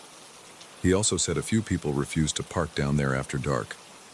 I thanked him for the info and tried to get back to work, but my mind couldn't let it go. One night, I planned to gather more evidence. I brought a small digital camera with me and I decided to walk around the perimeter of the parking level before going to my car. It was late, so the place was mostly empty except for a few cars scattered around. I kept the camera in my hand, ready to record if I saw or heard anything unusual. I started near the elevator bank. The lights were still flickering in that slow, irritating pattern. My footsteps echoed around me. The air felt stale, and my throat felt dry. I saw more scratch marks along a low wall that bordered a row of parking spaces. I leaned closer to examine them. They looked deep, and the edges of each scratch felt rough to the touch. I turned on the camera and recorded a short clip, describing what I saw in a low voice. Then I moved toward the far side of the garage, where there was a small fenced-off area that stored maintenance equipment. As I approached, I heard this heavy breathing. It sounded damp and uneven, like someone struggling to get enough air. My pulse raced and my hands felt sweaty. I raised my camera, but I didn't see anything through the small screen. I took a few more steps. Then in the corner near a support column, I saw a shifting shape. It was hard to make out in the dim light. I pointed the camera in that direction, but the shape moved behind the column. I tried to keep my breathing steady, but I could hear my heart pumping in my ears. I stepped closer, thinking maybe I could capture some proof. My knees felt stiff, and each step felt heavier. When I reached the column, I flicked on the camera's flashlight. I didn't see anyone. I heard a scraping noise behind me, and I spun around. My light caught a glimpse of something near the floor, but it disappeared into the darkness. I didn't know what it was. It looked bulky, and I thought I saw a hint of a limb dragging along the concrete. The shock rattled through my body. My muscles tightened. I backed away and bumped into a metal cart. The sound echoed, and I cringed. I shone the flashlight around, but the shape was gone. I ran back toward my car, trying not to trip over my own feet. My breath came in short bursts and my chest hurt. When I reached my car, I dropped the camera while fumbling for my keys. The camera clattered to the ground, and I cursed under my breath. I snatched it up, unlocked the door, and got in. I started the engine, locked the doors, and immediately drove up the spiral ramp. I felt my body tingling from head to toe. I glanced in the rearview mirror and thought I saw movement near the elevator bank, but I couldn't be sure. I focused on the exit until I finally got out on the street. At home, I tried to review the footage on my computer. My hands were still trembling while I inserted the memory card. Most of the video showed the dark corners of the garage and my own shaky flashlight beam. The audio picked up the sound of my breathing and some faint scraping noises. But I didn't see a clear image of the creature. All I had were a few frames of a dark blur near the floor, half hidden by the shadows. It wasn't enough to show anyone as proof. Over the next few days, I felt tired. I had trouble sleeping, and I kept thinking about that shape I saw. My coworkers noticed I looked drained. I avoided talking about it because I knew most people wouldn't believe me. I thought about parking in a nearby lot instead of using the underground garage, but I couldn't afford that expense. I also didn't want to give in to fear. Part of me wanted to find a rational explanation. Maybe it was a raccoon or a large cat that got trapped in the building's lower levels. But the scratch marks seemed too large for a small animal, and that heavy breathing didn't sound like any animal I'd heard before. One evening, I tried asking the night security guard if he'd ever seen anything unusual downstairs. He stared at me for a few seconds, then said he wasn't allowed to talk about it. That was all he'd say. He just suggested I ask the building manager if I had any concerns. I didn't bother. The manager had always brushed off my questions about the flickering lights and the musty smell. I doubted he'd say anything about a creature in the garage. I kept working late, and the tension never left. Every time I stepped out of the elevator, I felt my heart rate climb. I'd walk faster than usual, keeping my car keys in one hand, ready to unlock the door as soon as I got close. My hands felt clammy, and my throat stayed dry. Sometimes I'd hear that scraping noise. Other times I'd smell something rank, like wet fur or damp concrete. Each time I'd look around and see nothing, but I could feel eyes on me. One night, the lights started flickering more intensely than before. I felt like I was trapped in a strobe effect. I heard a loud thump from the far side of the garage. Then I saw a shadow dart behind a truck. My whole body clenched, and I froze in place. My mind screamed at me to move to get out, but my legs felt stiff. After a few seconds, I forced myself to hurry toward my car. I reached it and tried to slide the key into the lock, but my fingers were shaking so much that I dropped it. I heard that scraping sound getting closer. I grabbed the key off the ground and managed to open the door. I jumped in, started the engine, and sped off. My heart hammered in my chest the whole drive home. That was a week ago. I haven't seen the creature up close, but I've sensed it. The marks in the garage have multiplied. Sometimes I see fresh scratches that look deeper and sharper than before. Sometimes I see prints that look like a mix of handprints and footprints, but smeared in a way that doesn't match a normal person. I've been thinking about switching jobs or at least asking for a day shift, but I need the money and I'm not sure if I can find something else easily.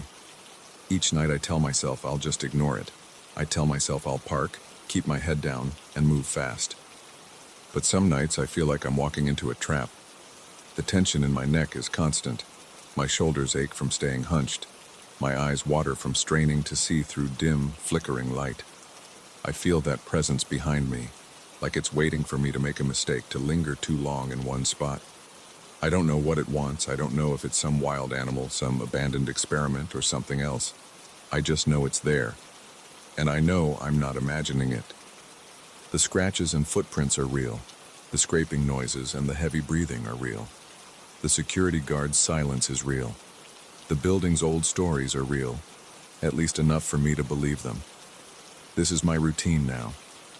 Every night I take the elevator down, my stomach tight. Every night I brace myself for that flicker of movement or the echo of scraping claws. Sometimes I see it, sometimes I don't. But the air still feels thick, and my nerves stay on edge. I can't say how long I can keep doing this. For now, I have no choice. I park there, I work the late shift, and I endure that sinking feeling every time I open my car door. I wish I had a neat conclusion. I wish I could say I confronted it, or that it turned out to be a stray dog. That hasn't happened.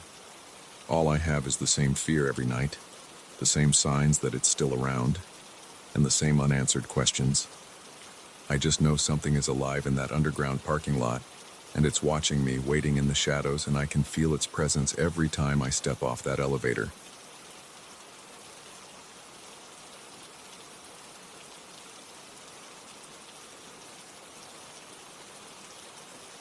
I moved in last month on a Tuesday. My car was still packed with cardboard boxes, and I remember feeling an odd heaviness as I stepped into the house for the first time. The place was old, and the previous owner left a lot of his stuff behind. There were a few pieces of furniture scattered around, but most of it was dusty and worn out. The attic was the last part of the house I visited, and from the moment I opened that squeaky wooden door in the ceiling, I felt something tense in the air. It wasn't a smell or a sound. It felt like standing too close to a static charge TV. My arms prickled with a light electrical buzz. It was subtle at first, but it grew every time I came back. I noticed right away that the attic was filled with boxes, trunks, old lamps, and cracked mirrors. There were stacks of newspapers tied together with twine. Some had yellowed pages. There were metal coat hangers and a few old suitcases. In one corner, I saw an old television set. It had a big rounded screen and thick dials on the front. There was no cable, no obvious power cord sticking out, yet it sat there like a relic from a different era. I didn't think much of it at first. I just felt a bit uneasy. Something about that TV looked off, like it didn't belong even among all this junk. On the third day, I decided to do a proper exploration of the attic. I carried a flashlight because the single light bulb barely did anything. The dust was thick enough to choke me whenever I disturbed any boxes. I kept brushing it away from my face and blinking because my eyes started watering. I heard the floorboards under my feet creak and groan. Each step made my heart pound. The attic felt like it was holding its breath. I'd never been a superstitious person, but I couldn't shake the feeling that something else was up there with me. I started rummaging through the boxes. Most were filled with random housewares: plates, cups, spoons, forks, chipped bowls, and broken glass. Some boxes had old clothes. They smelled moldy. I sneezed a lot. Then, I found a trunk with old VHS tapes and a few film reels. They were labeled with handwriting I couldn't read. I set them aside, thinking I might explore them later if I found something to play them on. Then I turned toward the television in the corner. It faced the wall, kind of angled toward a slanted part of the attic ceiling. It gave me the creeps because its screen reflected bits of light from my flashlight, and it made it look like it was glowing. I walked closer to it. I put my hand on top, and it was cold to the touch. I tried to find a power cord but didn't see one. The back had a missing panel, and the inside looked dusty. There were wires, but they didn't seem connected to anything. I shrugged it off. I assumed it was just junk. Then I heard a faint crackling sound. At first I thought I was imagining it. It was this soft, static noise, like a TV left on a dead channel. But the TV was clearly off. I peered at the screen, but all I saw was my own reflection and some of the dim light from the flashlight. I backed away, feeling my throat tighten. Then the static went silent. I tried to brush it off. Maybe something in the attic was just faulty. Old electronics could do weird things. I spent a few more hours up there, sorting boxes, writing labels, trying to organize. I kept an eye on that television, though. Every once in a while, I thought I heard a low hum, but it was so faint I couldn't be sure. I felt a tingling on my neck, like a draft passed by. But I didn't see any open vents or windows. I left the attic after that. I didn't want to stay up there any longer. That night, I couldn't sleep. My mind kept drifting back to the old TV. I sat up in bed, picturing the shape of it in the corner, covered in dust yet somehow alive. Around midnight, I heard a short burst of static upstairs. It was just a single crackle, but it made my stomach flip. I turned on the lamp next to my bed and listened. My ears were tuned in for any noise, but everything went quiet again. I thought about going up there to check, but my legs felt numb. I couldn't bring myself to leave the comfort of my bedroom. I told myself I'd deal with it in the morning. The next day, I tried to ignore the attic and focus on unpacking the rest of the house. There was plenty to do. The kitchen was a mess. The living room needed a complete cleaning. After a full day's work, I was sweaty and exhausted, so I took a shower, made a quick dinner, and tried to relax. But every time I glanced at the attic door and the hallway ceiling, I felt the same electric tension creeping over me. Around 10 at night, I heard it again, that static crackle. It lasted a few seconds longer this time, almost like the TV was powering up. I froze by the sink and stared at the ceiling. I thought I was losing my mind. My heartbeat kicked up, and I felt sweat forming on my forehead. Then it cut out just as sudden as it started. I went to bed, but I couldn't settle down. I kept picturing that dark shape up there, and my own mind filled in details of weird shadows and flickers on the wall. I convinced myself to check the attic the following morning, just to prove it was my imagination. When I climbed the ladder and opened the attic door, everything looked normal. The boxes were the same. Nothing seemed out of place except for one thing. The TV was now facing a different direction. Instead of facing the wall, it was turned around, screen pointed toward the door. I stared at it for a good minute, trying to remember if I had moved it. I didn't think so. My pulse started racing, and the back of my neck felt clammy. I walked over and gently nudged the TV to see if it was loose on the floor. It wasn't. It was steady. It wouldn't just turn by itself. My stomach knotted up. I reached around to see if a cord had magically appeared, but there was nothing. That was when I saw a faint shadow on the wall behind it. It looked like a person's outline, but it was flickering. There was no one else in the attic, and it couldn't have been mine because of where I was standing. I noticed it only for a second, and when I moved the flashlight, it vanished. I left the attic immediately. My hands were shaking, and my chest felt tight. I spent the rest of the day trying to think rationally. Maybe a draft pushed the TV. Maybe some reflection created that shadow. But I couldn't shake the sense that something was off. That evening, I sat in my living room with the lights on. I tried watching a movie, but I couldn't focus. Around 11, I heard the static again. This time, it sounded stronger. I stood up and felt my breath catch in my throat. The attic door was closed, but I could swear I saw a faint light shining through the cracks. It was like the flicker of a TV on a low channel. I felt my legs tremble. My instincts screamed at me to leave it alone, but my curiosity and fear drove me up the ladder. I pushed open the attic door. The room was darker than usual, but the TV screen was lit with pale static, even though it wasn't plugged in. I felt a jolt in my chest as I stared at that flickering image. It wasn't showing any station or channel, just swirling black and white noise. Then I noticed the shadow on the wall behind the TV. It looked like a person standing with their arms hanging at the sides. The figure was larger than I remembered. Its edges moved with the static, like it was breathing. I stayed at the top of the ladder, not daring to step fully inside. My heart pounded so hard that my hands started to go numb. As I watched, the shadow seemed to bend an arm toward me. I swallowed hard, and my eyes burned from not blinking. I stumbled backward, nearly falling down the ladder. I flicked the light switch on the wall, but the attic bulb just flickered once and burned out. Total darkness. All I had was the glow from the static. I heard my own breathing echo in that cramped space. The shadow was still there, shifting with the static. I couldn't move. My knees locked and my muscles felt weak. Then I heard a sharp click from the TV. The static cut out for a moment, replaced by silence. The screen went black. I started to feel relief, but then it clicked back on, crackling louder than before. The shadow on the wall grew in size. It moved upward, like it was lifting itself. I gasped and scrambled down the ladder. I almost twisted my ankle on the way down. I slammed the attic door shut and ran to my bedroom, shutting the door behind me. I sat on the edge of the bed, panting. My shirt was soaked in sweat. My mind was racing with pure panic. I stayed up the entire night listening for any sign of more static. The silence was somehow worse. Over the next few days, I tried to avoid the attic. I kept busy with work and tried to spend as much time away from the house as I could. But every night, I heard those bursts of static. Sometimes I heard them just a few times, sometimes more. I felt like I was losing control. My hands would shake whenever I approached the attic ladder. My mouth went dry thinking about that shadow. I noticed each night it took on new positions. Once I heard the static and poked my head up just enough to see the screen from the top of the ladder. The shadow was leaning forward, as if crouched.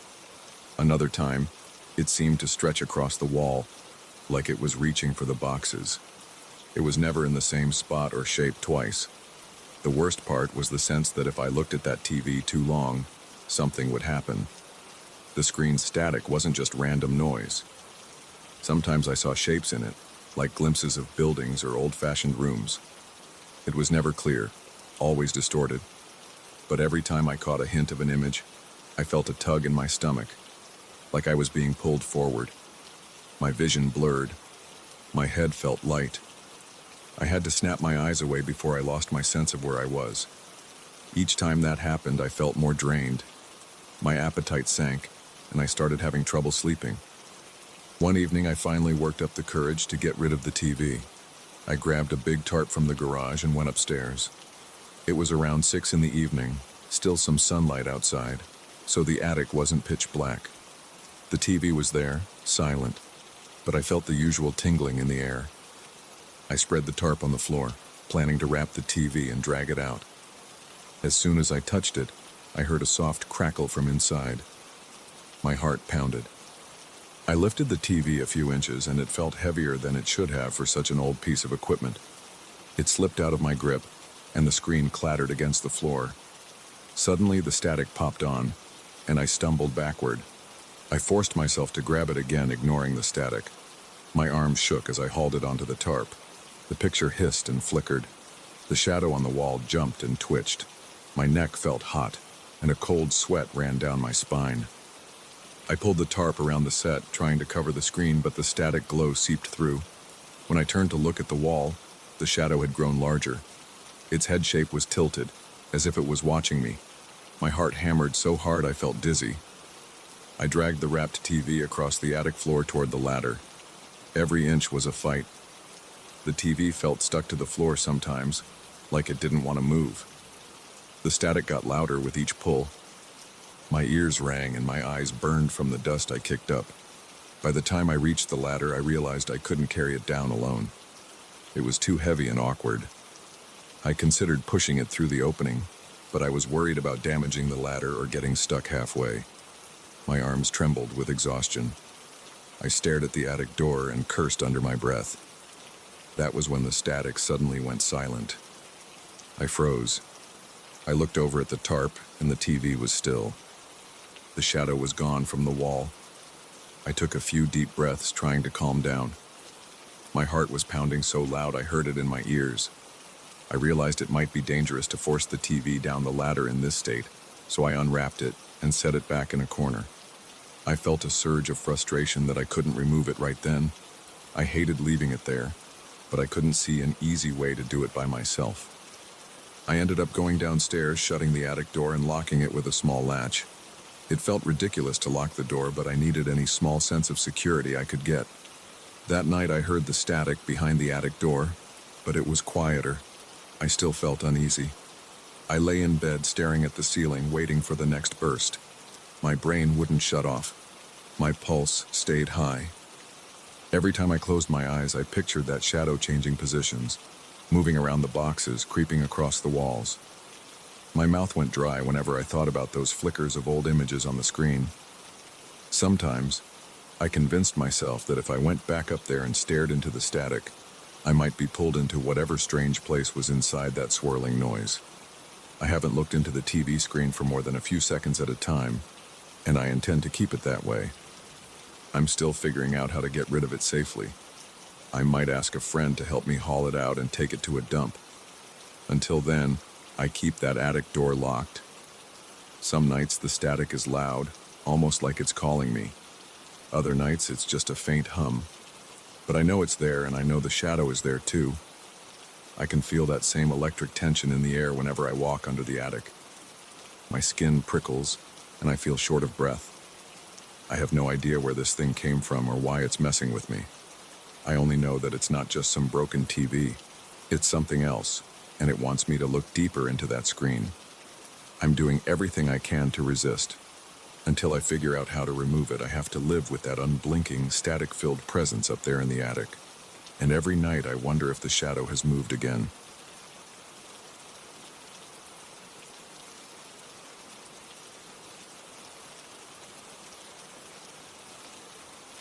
I noticed a stale smell the moment I stepped into the smaller exhibition hall. It felt thick in my lungs, like the air had been sitting still for a while. I moved from painting to painting, searching for something that would spark a new idea for my own work. I had seen plenty of landscapes and portraits, but none of them stood out. My eyes felt tired. The lighting in the room was dim, and there were only a few people wandering around. The place felt quiet, except for the occasional echo of footsteps on the polished floor. After a few minutes, I saw an odd painting hanging on a far wall. It was larger than the others, maybe 3 feet wide and 4 feet tall. The frame was a dark wooden design, but it looked old and had some chipped spots at the corners. I took a few steps closer and caught a whiff of mold. It wasn't strong, but it triggered an immediate sense of unease. I leaned in to see if the surface looked damaged by moisture. Instead, I saw a strange sheen on the paint, like it hadn't dried. The texture seemed soft and wet. I didn't touch it right away, but I could tell something was off. The guard stationed near the entrance seemed bored. He was flipping through a small booklet and didn't pay much attention to me. I decided to stand there, looking at the painting a bit longer because I felt an odd pull. The image showed a dark scene, possibly a room with broken furniture. It was hard to tell what exactly was inside that room, but I noticed warped shapes and what might have been a door in the background. The brushstrokes looked thick. The paint had a glossy shine under the weak lights. I reached out with one finger very carefully and grazed the surface. It felt tacky, and a tiny bit of red paint smeared onto my fingertip. I wiped it on my pant leg without thinking. The smell of mold grew a little sharper. It was like the painting had some kind of moisture trapped in it. I wanted to ask someone about it, so I looked around for a curator or a staff member who might know more. I only found a part-time worker near the main desk who didn't seem very familiar with the pieces. He gave me a short explanation. The painting came from a private collection, and it was set to be auctioned the following day. He shrugged when I asked about the wet paint. I felt frustrated, but I kept staring at the piece. I didn't recognize the artist's name on the small placard underneath it. It looked like a smeared signature, G. Torrance, or maybe G. Torrance. Hard to read. The next day I showed up for the auction. I told myself I'd just watch and see how much it would go for, but part of me wanted to bid. There weren't many people there, and the painting appeared near the end of the list. The bidding started low. Nobody seemed interested. The auctioneer described the piece in a dry monotone. I decided to raise my paddle, thinking I'd at least test the waters. A few seconds passed. No one else raised a paddle. The hammer went down. I won it for a price that felt surprisingly cheap. A staff member congratulated me and handed me a payment form. I signed it, feeling a strange mixture of excitement and dread. I asked about the painting's condition, but they said there was no official record of any damage or odd qualities. I asked if they noticed the paint was still wet, and they just shrugged. Nobody had any information. I arranged for the painting to be delivered to my apartment the next day.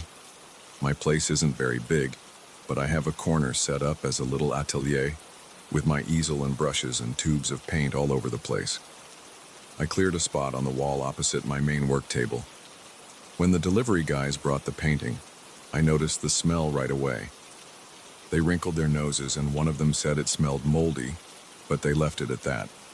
I tipped them, shut the door, and just stood there with this large painting leaning against the wall, still wrapped in brown paper. I unwrapped it carefully. The frame had that same old look with some fresh scratches from transport. When I placed my hand near the surface, I felt cold air, like the painting radiated a chill. I decided to hang it on the wall. As I lifted it, I felt a thin drip of something wet slide down and touch my wrist. I flinched.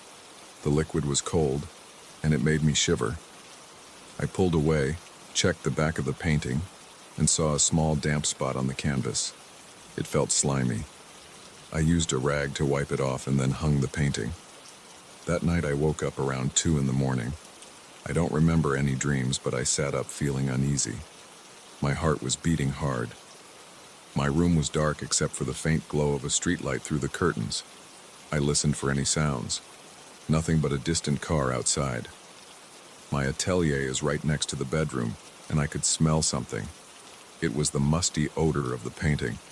It seemed stronger now. I got out of bed and walked into the studio area. The painting was still on the wall, but when I turned on the overhead light, I saw fresh streaks of red on the floor underneath. A few drops had splattered. I knelt down and touched a drop. It was wet paint. My stomach clenched. I cleaned it up with a rag, but I felt uneasy. I looked at the painting and noticed a new detail in the corner, something that looked like a figure crouched in the shadows of that broken room. I didn't remember seeing that shape before. I blamed my tired eyes and decided to go back to bed. In the morning, I woke up late, around 9. I walked into my atelier with a cup of coffee. The smell almost made me gag. It was damp and unpleasant, like rotten wood. I opened a window for fresh air. Then I looked at the painting again. Now there was a figure at the center, right in the middle of the painting. It wore what looked like a dark coat, and the face seemed blurry, as if someone had smeared the paint while it was wet. My first thought was that someone had broken in and vandalized the painting, but there were no signs of forced entry, and my door was locked. Also, it looked too detailed to be random vandalism. The figure had a certain posture. I leaned in close, realizing the coat looked eerily similar to one I used to wear years ago. I could see cracks in the paint where it had dried in some spots, but the fresh details glistened in the daylight. I felt my heartbeat thudding in my chest. I wanted to touch the wet spots, but I felt nervous. I ran my finger along the side, and sure enough, the paint was damp. It came off on my fingertip. The drop had a dark red hue. It reminded me of thickened oil paint that hadn't fully set. My skin crawled. I walked to my phone and tried to call the gallery, but nobody picked up. I left a message asking if they had sold me a damaged piece. My voice cracked a bit. I hated how that sounded, but I couldn't help it. Over the next few days, the painting changed more. Each morning, new details showed up. Broken furniture pieces became clearer, and the figure in the center seemed to inch closer to the foreground. My atelier felt colder. The damp smell lingered in every corner. I tried covering the painting with a cloth, but the cloth got stained overnight with wet paint. Every time I touched it, the cold, slimy texture made my stomach churn. I even checked the walls around the painting and found small smudges of paint. I wiped them off, but by the next day they returned, spreading across the plaster like a faint rash. One afternoon, while I was painting my own piece, I heard a soft drip. It was the sound of liquid hitting the plastic cover on the floor. I turned around and saw dark paint dripping from the lower edge of the mysterious canvas. It looked thicker than before, almost like tar. The smell was overpowering. I tried to clean it up with a rag, but it smeared across the floor and stained my hands. I tried soap and water, but the stain clung to my skin for hours. I felt panicked, like the paint was burrowing into my pores. I started noticing that the painting scene looked a bit like a twisted version of one of my old studios. The furniture arrangement was similar to a layout I had years ago, and the walls had the same cracks that used to run through the place I rented back then. The figure wore that dark coat I used to have, the one I threw out after it got ruined in heavy rain. My mouth went dry each time I realized these connections. I couldn't explain how a painting from someone I didn't know showed details of my life. At night, I had trouble sleeping. I heard faint sounds like someone knocking inside the walls. I turned on the lights and walked around, but I never found anything. My atelier felt suffocating. The air was damp and the corners of the room looked darker, as if the paint had seeped into the walls. I tried to ignore it, but every morning I woke up to more smudges on the walls. Tiny streaks of paint ran along the baseboards. I wiped them away, but they always came back. One night I heard a sharp tapping sound from the painting itself. I got out of bed, flicked on the light, and stared at the canvas. The surface seemed to pulse. I took a step closer. The figure in the painting had moved. It was in the foreground now, staring out from the canvas. The face was still smeared, but I saw hints of features that reminded me of my own face. My chest tightened. I swallowed hard and looked away. I grabbed a hammer, pulled the painting off the wall, and carried it to the corner. I was done letting it hang there. I considered throwing it out, but I couldn't bring myself to do it. Something about it made me freeze whenever I tried. That night, the smell spread to my bedroom. It was in my clothes, in my sheets, even in my hair.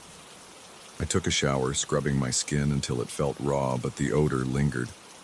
My eyes burned from lack of sleep. My thoughts were jumbled. I kept thinking about the painting's wet surface, the changes in the images, the figure that looked like me. The sense of violation kept growing, like something was creeping into my personal space. The next morning, I found paint stains on the outside of the cloth I'd thrown over the painting. The paint had seeped through and formed shapes on the cloth. I pulled the cover off and saw new elements in the painting. A set of shelves with scattered brushes and tubes of paint.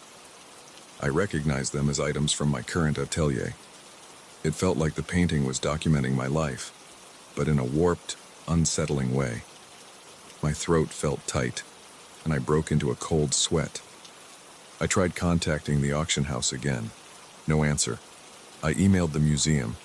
They sent a generic reply saying they had no record of any unusual condition. I felt alone with this growing problem. I decided to move the painting into my living room, away from my work area. I covered the walls of the living room with plastic sheets. I set up a fan to help clear the smell, but it barely made a difference. The painting still dripped. Every time I checked it, more details appeared. A cracked window that looked just like one in my bedroom, stains on the floor resembling the ones in my hallway. It was tracking my world, piece by piece. At one point, I stood there, staring at the painting, and I felt dizzy. My palms were sweaty. I heard a faint squishing sound behind me. I turned and saw a trail of wet paint creeping along the wall from the atelier doorway. The paint had a dark color, somewhere between brown and black, and it looked thick. I tried to wipe it up, but it just smeared and made the smell worse. My eyes watered, my hands shook. My heart thumped in my ears. I felt trapped, like the walls were closing in. I struggled to breathe through my mouth to avoid inhaling that rancid odor. Later that evening, I tried to paint one of my own canvases, hoping it would distract me, but I couldn't concentrate. My attention kept drifting to the living room, where the wet painting sat in the corner, dripping. My body felt tense, and every small noise made me flinch. A loose floorboard creaked, and I jumped. I stared at the door, expecting to see more paint seeping in. When I finally went to check on it, I saw that the painting had changed again. The figure was no longer inside the broken room. Instead, it stood in what looked like my current apartment, near the living room window. The background showed plastic sheets pinned to the walls. I felt my knees weaken. That was my setup right now. I could even see the reflection of my own easel in the background. I wanted to scream, but my voice caught in my throat. I closed my eyes and took a deep breath. The moldy odor made me cough. I spent the rest of the night in my bedroom, door locked, lights on. I heard dripping noises, a soft tapping, and occasionally a wet squelch, like something thick was sliding across the floor. I tried to ignore it, but the tension knotted my shoulders and made my muscles ache. By the time morning came, I was exhausted. My eyes were red and I had a throbbing headache. I opened the door and found smears of paint stretching from the living room into the hallway. The floor felt sticky under my bare feet. I gagged at the stench. When I finally stepped into the living room, I saw that the painting now showed a figure standing right at the edge of the canvas, with a hand reaching out. The hand was coated in wet paint. It left streaks across the surface. It looked like an invitation or a threat. My stomach churned. I approached it slowly. The paint on the frame was slick, and droplets fell to the floor in steady intervals.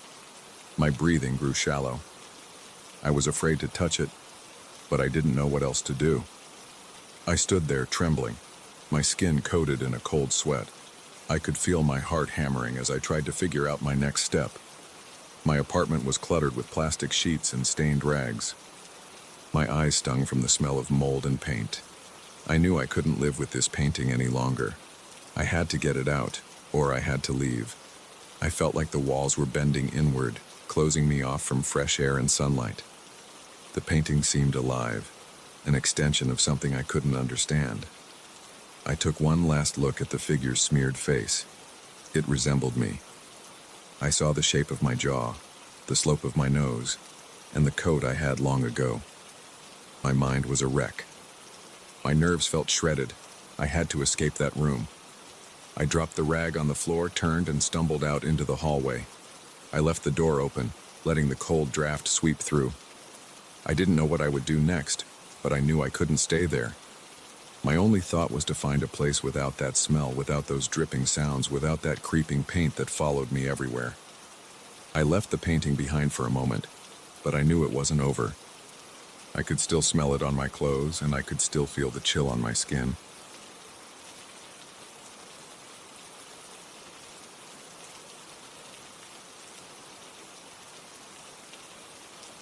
I still remember how the fog felt on my skin that night. It clung to my arms and made my hair feel damp and heavy.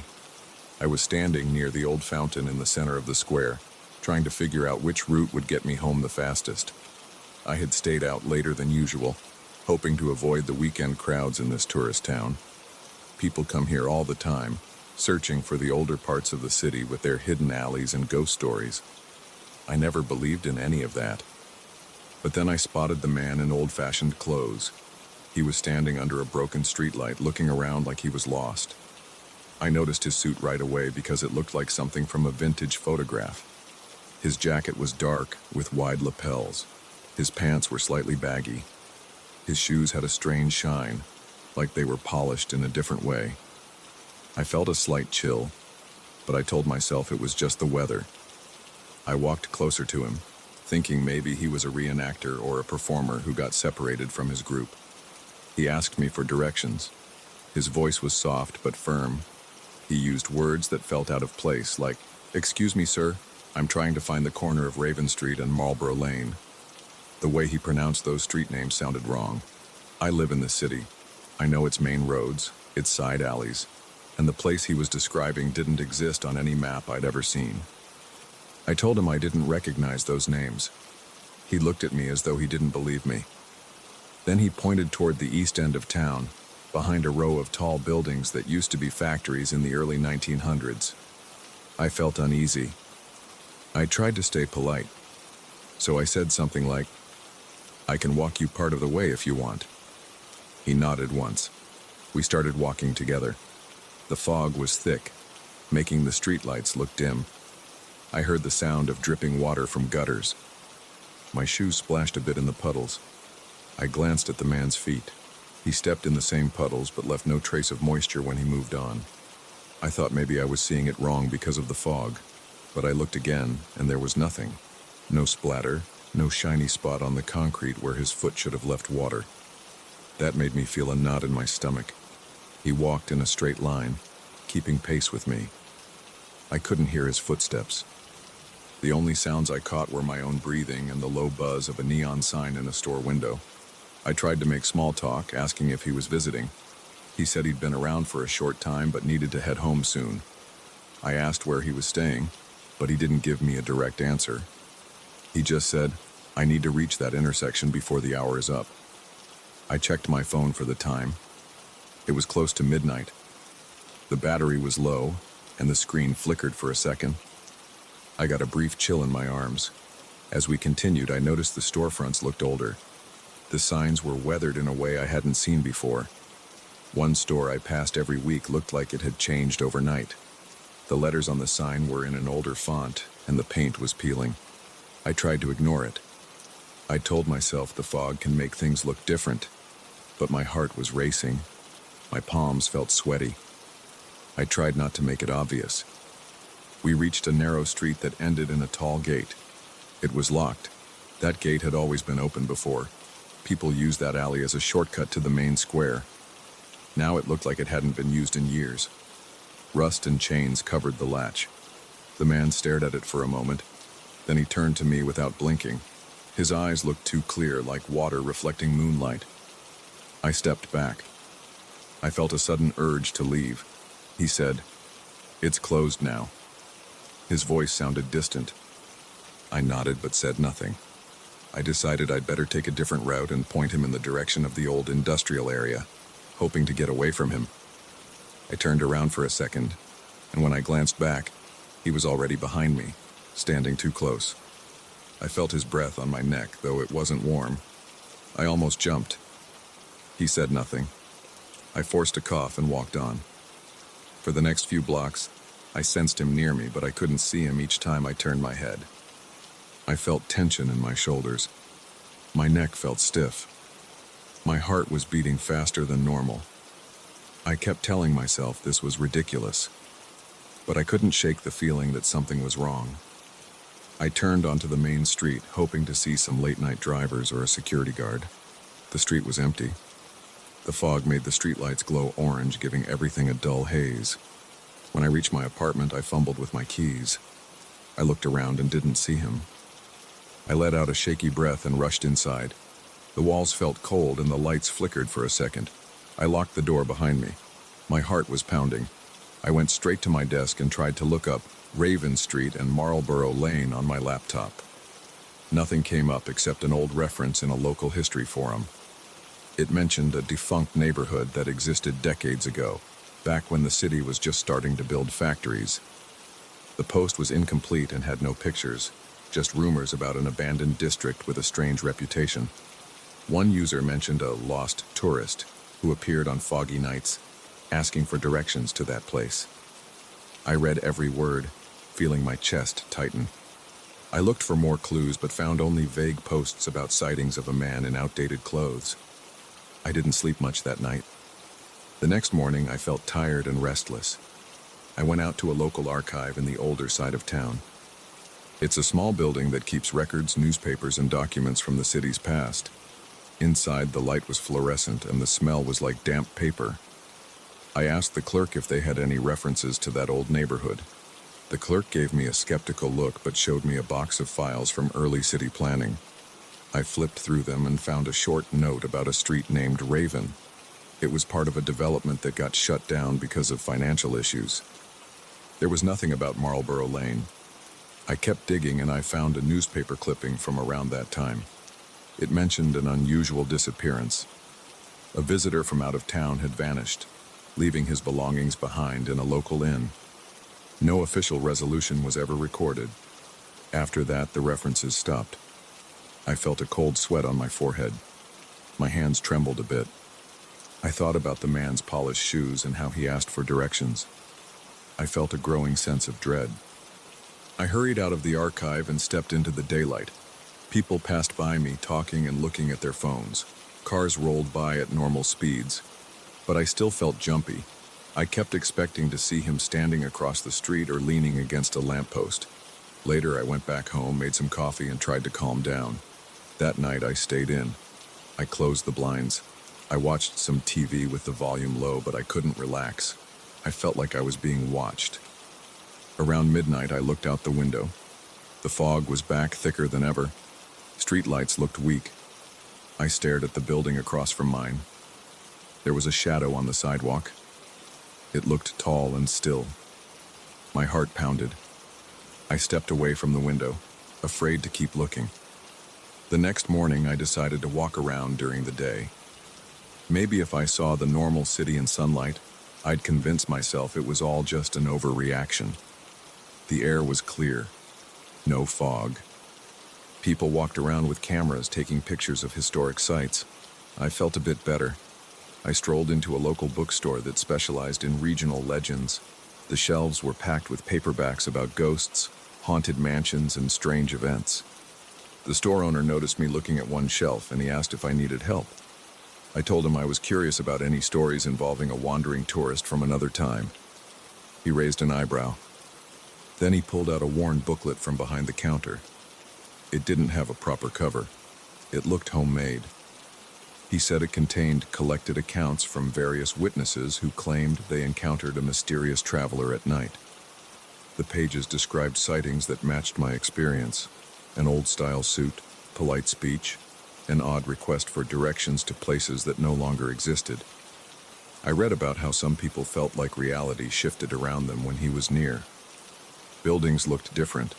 Street signs changed. One witness wrote that they saw an old clock tower appear where a modern structure usually stood. Another person described a sudden glimpse of gas-lit street lamps instead of electric ones. My stomach twisted again. I remembered how that locked gate had looked, covered in rust, as if abandoned for a long time. I had never seen it in that condition before. The store owner asked if I was okay. I nodded and put the booklet down. I left without buying anything because I felt too uneasy. That night I tried to stay indoors again. I locked my windows and placed a chair under the doorknob. Around 2 a.m., I woke up to a noise. It sounded like dripping water in my living room. My eyes snapped open. The room was dark and I heard my pulse thudding in my ears. I got up and turned on the lights. Nothing was there, but I still heard the drip sound. I followed it to the front door. A cold draft touched my face. My door wasn't locked anymore. It stood open by an inch. I slammed it shut and threw the deadbolt. My heart was pounding. I tried to rationalize it, telling myself I must have forgotten to lock it fully. But my hands were shaking, and I felt a chill on my arms. I walked around, checking every corner. No one was inside, but I felt like I was not alone. The following day, I made up my mind to confront this. I grabbed a flashlight, wore a thick coat, and walked into the older part of the city around midnight.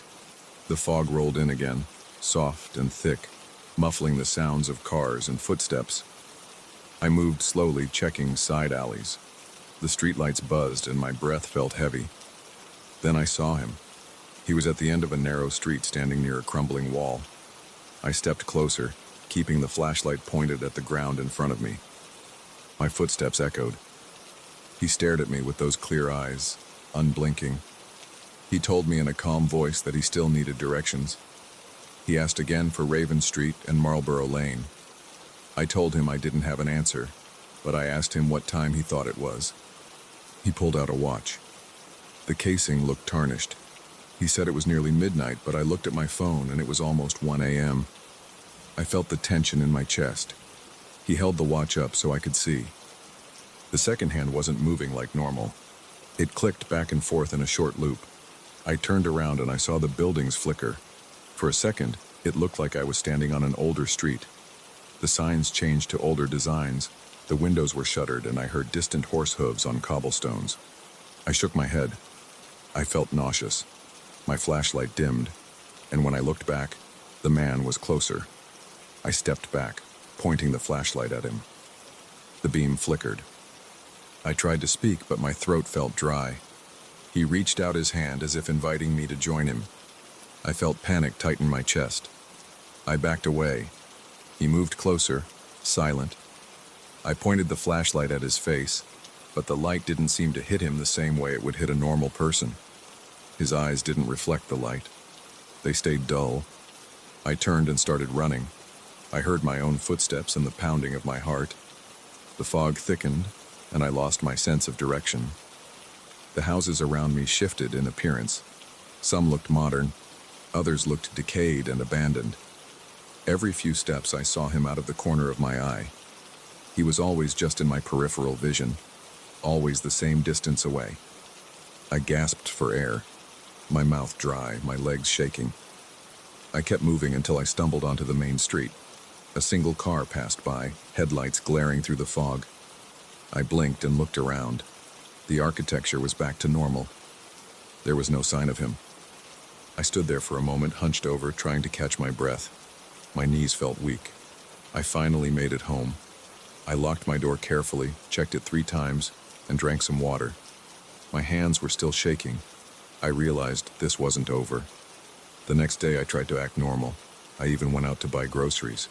But every time I entered a quiet street, I looked around for him. At work, I felt distracted. I made small mistakes. I couldn't concentrate. My boss asked if I was sick. I just said I was tired. That night I sat at my desk reading old accounts again, trying to figure out what to do. Some people claimed you had to ignore him until he faded away. Others said you needed to leave town for a while so the connection would break. I wasn't sure if any of that was real. I decided to pack a bag. I needed to get away from this place at least for a few days. I couldn't stay if he kept appearing. My stomach churned at the thought of him dragging me into that other time. I thought about those brief flashes of old storefronts and rusted gates. It felt like the city was folding in on itself, blending the past and the present. I didn't know what would happen if I stayed in that state for too long. I had no interest in finding out.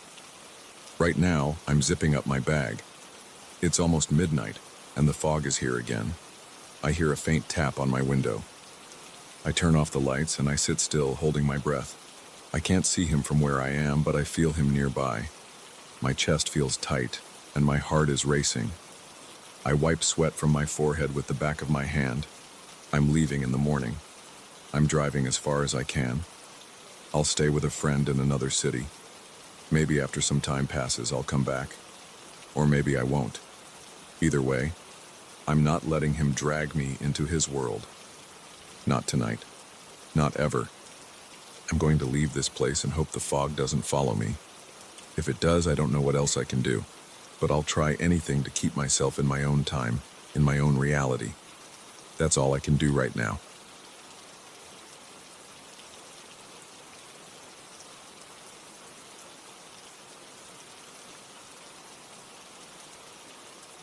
I arrived at the old palisade on a rainy afternoon, feeling a chill that crawled along my arms and settled in my chest. I was there for research, hoping to examine the architecture and collect stories about the building's past. I'd heard rumors about strange happenings, but I only half believed them. When I walked inside, the guide nodded at me without smiling. He was an older man with a tight jacket and tired eyes. He spoke quickly about the main hall, the upper floors, and the locked basements. Then his voice got lower. He pointed toward the far end of a dim hallway and said, "That's where the corridor of broken mirrors is. We don't go there unless we have to." He left it at that. I followed him around the main rooms, taking notes on my phone. The palisade felt damp, and the light bulbs in the corridors flickered from time to time. Every so often I glanced at the door that led to this corridor I'd heard about. Eventually he took me there. The place had a musty smell, like old wood and stale air. When I saw the corridor for the first time, I felt my stomach tighten. The walls were lined with mirrors of various sizes, all of them cracked or shattered. I saw large diagonal breaks, spider webs of broken glass, and dark frames with missing pieces. Shards crunched under my shoes when I stepped closer. He said, "Nobody cleans it up. Nobody replaces them. People who worked on them in the past said they felt something wrong. They refused to come back after the first attempt. We just leave them as they are." He gestured for me to step back, and he clicked off the light at the far end. The corridor got darker, and I saw my reflection in one of the less broken mirrors. My face looked older than I remembered. I asked why they didn't fix it. The guide shrugged. "They say these mirrors hold something in. I don't know what that means. I'm not superstitious, but it's not my job to find out." Then he left me alone to explore. I stayed there, shining my flashlight over the broken glass. I noticed that several cracks joined together in a pattern that almost looked intentional. The lines seemed to curve around each other in short arcs, linking different mirrors. It reminded me of old runes I'd seen in dusty manuscripts, but I couldn't make out any words. I felt uneasy. I checked my phone for a signal. Nothing. The corridor made me feel like I was under observation. My skin felt cold, and I rubbed my hands together to ease the tension. For the rest of the afternoon, I toured the palisade, took photos of the ceilings, the doorways, and the old paintings in the main hall. But I couldn't shake the feeling that I needed to return to that corridor. Something about it called to me. I asked the guide a few more questions, but he didn't give me much. He only said that workers had tried to remove the mirrors decades ago, then gave up. He hinted they might be afraid of freeing something. I laughed it off in front of him, but I kept replaying his words in my mind. After dinner, I went to my small room on the second floor. The staff told me not to wander at night, but I couldn't let it go. I decided to check the corridor alone. They'd turned off the main lights, leaving only a few emergency lamps near staircases. The building felt deserted. My footsteps echoed on the old floorboards. My heart pounded with each step. I listened for any noise, but everything was quiet except for the occasional drip of water from somewhere above. I made my way to the lower level. I had a cheap flashlight in my pocket. I clicked it on and pointed it down the corridor. The reflection of the beam jumped across the shattered surfaces. The corridor was silent except for the slight hum of old electrical wiring. I walked in slowly, keeping my eyes on my reflection. At first, I only saw myself in the broken surfaces. My hair looked messy from the humidity, and my jacket hung awkwardly on my shoulders. I tried to breathe calmly. As I got halfway down, I noticed something strange. One of my reflections moved a little slower than I did, and then another reflection seemed to move faster, like it was getting ahead of me. I stood still and raised my right hand to see if I was just imagining things. Most of the reflections followed my movement, but the one in the far left mirror raised its hand a moment too soon, and it looked off. That version of me had a twisted expression on its face, like it was angry or disgusted. My chest tightened, and I took a step back.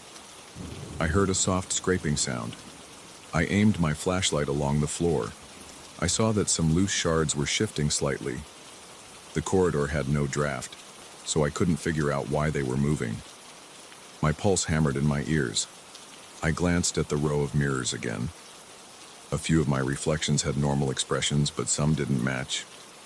One looked terrified, with wide eyes and an open mouth, but I wasn't standing there with my mouth open. Another reflection pressed a hand to the glass as if trying to push through. Its eyes locked on mine. My hands started shaking. I tried to tell myself I was seeing things. Maybe it was the angle, or the cracks, or some trick of the light. But a part of me knew that wasn't true. I stepped toward the mirror with the reflection that looked terrified. My reflection stared right back at me, even though my actual face was calm except for a slight tremor in my lips. I reached out with my real hand, wanting to touch the mirror surface. My fingertips were a few inches away when I heard a faint creak from the ceiling. Something about that sound made me pause. Then I felt a slight vibration under my feet. I stumbled back, and the reflection in the glass changed. It now had an expression of rage, like it was furious that I had pulled back. My throat felt dry. I swallowed hard and I stepped away. The corridor felt narrower. My breathing was ragged. I looked at the cracks. They formed spirals and jagged lines that connected each mirror to the next. In the dim beam of my flashlight, these lines seemed to glow faintly. I could see them pulsing, almost like they had a heartbeat. They formed shapes that looked like strange letters. I heard a dull thump inside my ears, matching that faint pulse. My temples began to ache. The air smelled heavier, like old dust and something metallic. I reached up and touched my forehead, feeling a bit of sweat. My senses were on high alert. I turned around to see if the exit was still clear. It was, but it felt farther away than before. I pressed forward, deciding to leave, but my curiosity wouldn't let me. I took a few steps back toward the start of the corridor, then glanced at my phone. The time read a little after midnight. No messages, no signal. The quietness of the palisade made every small noise stand out. A slight click from behind me made me spin around, shining the flashlight toward one of the largest mirrors. That mirror was shaped like a tall rectangle, almost a full-body mirror. It was cracked in a dozen places, with two large pieces missing near the bottom. My reflection there looked normal at first. Then it turned its head to the side while I was still facing forward. That movement didn't match me at all. My stomach lurched and I froze. The reflection's eyes glared at me. Its lips parted, but I heard no voice. I couldn't look away. I saw a faint twitch in the reflection's jaw, as if it was trying to speak or scream. I felt my knees weaken, and I had to brace myself against the wall. The glass made a soft popping sound, like more cracks were forming. I heard it again, that slight crunch under my shoes, and I realized I was stepping on more shards that had shifted. The reflection kept staring, and I couldn't stand it anymore. I walked faster back toward the entrance of the corridor, but the flashlight flickered.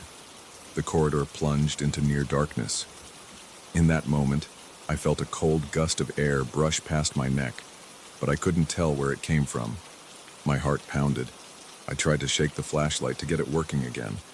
When the beam returned, I saw several reflections along the row of mirrors. Each one had a different expression. Some looked as if they were screaming in pain. Others looked furious with clenched teeth. A few had their eyes rolled back. I felt pressure building in my chest. I wanted to run, but some part of me told me not to panic. I slowed my breathing, took short steps, and tried to stay focused on my surroundings. I could almost hear a faint rustling sound, like something was brushing up against the inside of the mirrors. I turned around once more to check the largest mirror. It was flickering, almost like a distant light was behind it.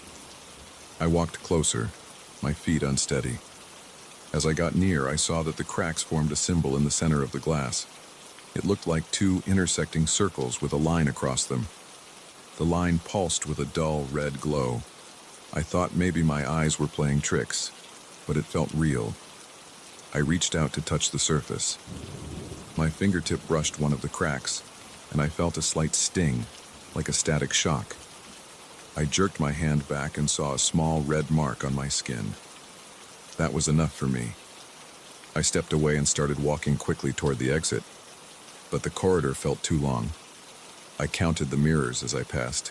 1, 2, 3, 8, 9, 10. Each mirror had a broken reflection of me, each one out of sync. My stomach churned and I forced my legs to keep going. My breathing was shallow. I tried to keep the flashlight pointed forward, but it kept jittering from how badly my hand was shaking. I heard more scraping sounds behind me, like something was sliding across the floor. I refused to look back. I wanted to get out, close the door, and never return. My head throbbed, and my eyes burned from staring into the flashlight's beam in that darkness. I bit the inside of my cheek to keep my focus. Finally, I reached the door. I glanced over my shoulder at the corridor. The reflections were still there, but some had vanished into the dark corners of the shattered mirrors. I felt a chill race up my spine. Then I pushed through the door and slammed it shut. I stood in the hallway, my back against the closed door. My chest rose and fell with every pant. I could still feel a slight throbbing in my ears, like I was hearing that weird pulsing symbol from the other side of the door. The palisade was silent. No one else was around. I stayed like that for a full minute, waiting for my heart to slow. When I finally moved, I locked the door from the outside with a small latch. It didn't seem like much, but it gave me a bit of comfort. Back in my room, I sat down on the bed. My hands wouldn't stop shaking. I placed the flashlight on the nightstand and tried to catch my breath. I thought about what I had seen.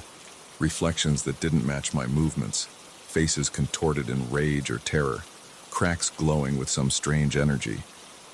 I ran my hand through my hair, feeling the sweat at my temples. My clothes were damp.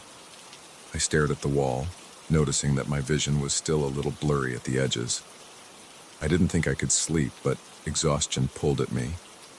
Eventually, I rested my head on the pillow. In the morning, I woke up with a stiff neck and a headache. My hands still tingled. I left my room and found the guide near the front entrance. I asked him if there was another key to that corridor. He said there was only one. I told him I locked it. He shrugged and said, "We can open it again if we really need to, but usually no one goes there." He didn't ask me why. He didn't seem to care. Maybe he'd heard the same questions before. I spent the rest of the day in the palisade, but I avoided that end of the building. I tried to focus on my research. I looked at old documents in the library, scanning pages for clues about the corridor. I found references to renovations done years ago, but nothing that explained why the mirrors were left that way. Every so often I felt a sudden wave of unease, as if the memory of the night before was crawling back. I'd remember those silent reflections glaring at me. My stomach would tighten and my palms would sweat. I packed my things by late afternoon. I planned on leaving before dark. I had more research to do, but I decided I'd prefer to do it from a safe distance, maybe in a local archive or library. The staff didn't ask many questions when I said I was leaving. They were polite but distant. I felt like an outsider who had stepped into a place where I didn't belong. While I waited for my ride, I walked around the garden, trying to let the fresh air calm me. But the memory of that corridor stayed fresh in my mind. I heard the car horn near the front gate and I carried my bag out. When I turned for one last look at the palisade, I saw something in the second-story window. It looked like a reflection or a shape, but it disappeared fast. I got in the car without mentioning it to the driver. As we pulled away, I felt a rush of relief, but I also felt tense. I had left the corridor behind me, but the images were still there, stuck in my head. That's all I can say about my time in that place. I'm a historian, and I've seen old ruins, abandoned sites, and all sorts of strange corners of the world. But nothing ever got under my skin like that corridor of broken mirrors. I keep thinking about those reflections that were so out of sync, the expressions that didn't match my face, and the cracks forming symbols that seemed alive. Sometimes, late at night, I close my eyes and see those mirrors. I feel that same pulsing dread. I open my eyes fast just to remind myself that I'm not trapped there. I don't know if I'll ever go back. Some part of me wants to, just to confront whatever was happening in there. But every time I consider it, I remember the fear in my chest, the sweat on my forehead, and the sense that something on the other side of the glass wanted to break through. For now, I'll stick to my files and documents. I'll try to learn more from a distance. I'm not ready to face those broken mirrors again. They can stay cracked, silent, and untouched, keeping whatever they hold inside. And I'm fine with that.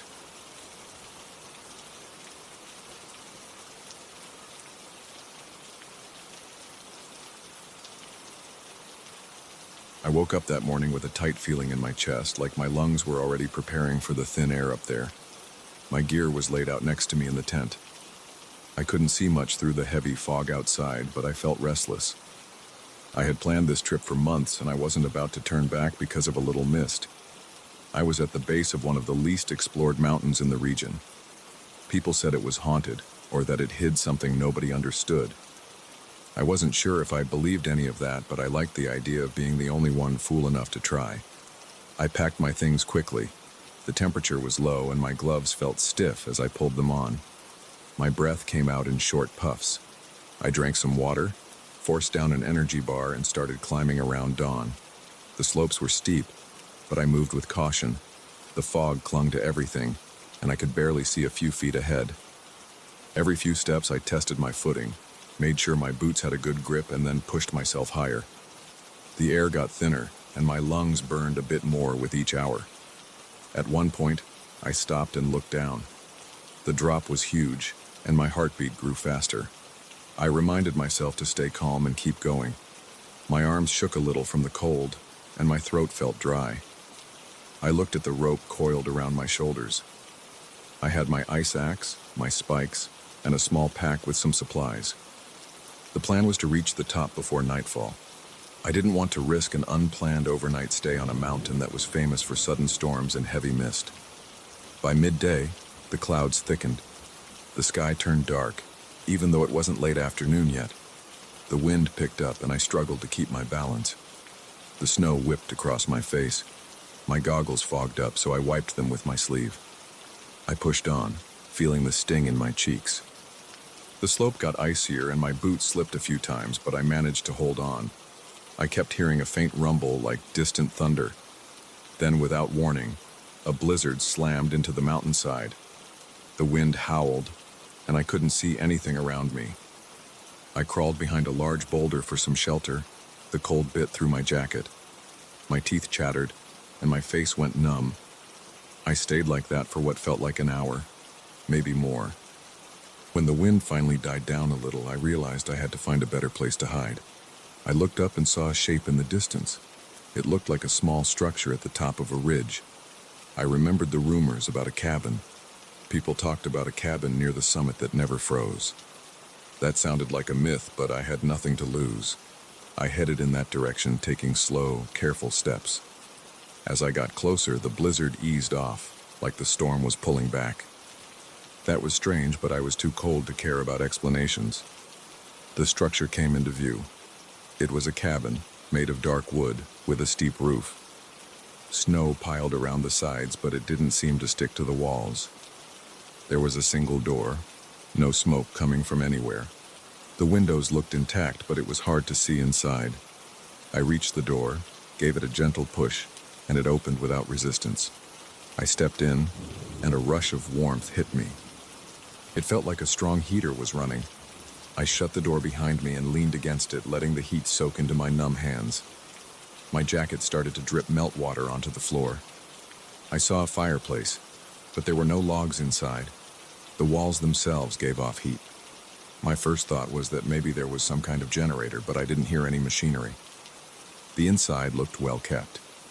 Furniture stood neatly arranged. A small wooden table with 2 chairs sat near one corner. A few shelves lined the walls, holding books and objects I couldn't identify right away. The cabin had a single main room with a door to what looked like a storage closet in the back. Everything felt preserved, as if someone had been there recently. But I saw no footprints on the floor, no scattered gear or signs of a caretaker. I set down my pack and rubbed my hands together. My heart rate slowed a bit, and the warmth made me want to sit down. My boots squeaked on the wooden floor. I took off my gloves and touched the wall. It felt slightly hot, almost like a radiator. That made no sense. I walked around, checking the corners. I heard a low thumping sound from below the floorboards. It wasn't loud, but it was steady, like a knock that came and went every few seconds. I looked at the ceiling. There were long scratches across the wood. They looked like claw marks. The shape and spacing suggested something with sharp nails had been up there. I frowned. It didn't look normal. The lines were deep and the wood was chipped in places. I tried not to focus on that, but my mind wouldn't let it go. I felt my skin crawl. A few pieces of cloth hung from a rope near the fireplace. They looked torn and stained. There were strange symbols or letters drawn on them. I had never seen that kind of writing before. It wasn't in any language I recognized. The edges of the cloth strips were frayed, and some of the markings had bled into the fabric. I reached out to touch one, but then I heard the thumping again. It seemed louder. My stomach clenched. I felt uneasy, like someone was watching me. I glanced at the windows. Outside, I expected to see the swirling snow or the rocky slopes. Instead, I saw a busy street with cars and lights. It was nighttime in that view. I blinked and stepped closer. I rubbed my eyes, thinking maybe I was hallucinating from exhaustion or dehydration. But the image stayed. I looked at another window and I saw a dense forest with tall trees. The trees moved in a breeze and I couldn't place where they might be. It definitely wasn't the mountain outside. I tried to open a window, but it wouldn't budge. The glass felt solid. I tapped it, expecting a normal response, but there was a weird echo. It sounded thick, like hitting a block of ice. I walked to the far corner, where there was another window, and it showed a desert landscape with rolling dunes. I heard faint sounds of wind blowing, but it didn't match the conditions outside. The cabin was in some sort of strange connection with places I didn't recognize. My mouth went dry, and I felt my pulse hammering in my neck. I tried to stay calm. I told myself maybe these were screens or monitors designed to look like windows, but the scenes were too real. They weren't grainy, and there was no pixelation. They looked like actual windows to other places. Then I heard the thumping beneath my feet again. It was stronger now, like something knocking against the floor from below. I grabbed my ice axe and held it by my side. My hand shook a little, and sweat formed on my forehead, even though the air was still cool enough to make me shiver. I took a few steps following the sound. The floor in the center of the room was slightly discolored, as if water had leaked there at some point. I got down on my knees and pressed my ear against the wood. There was silence for a moment, then a single knock. My heart jumped.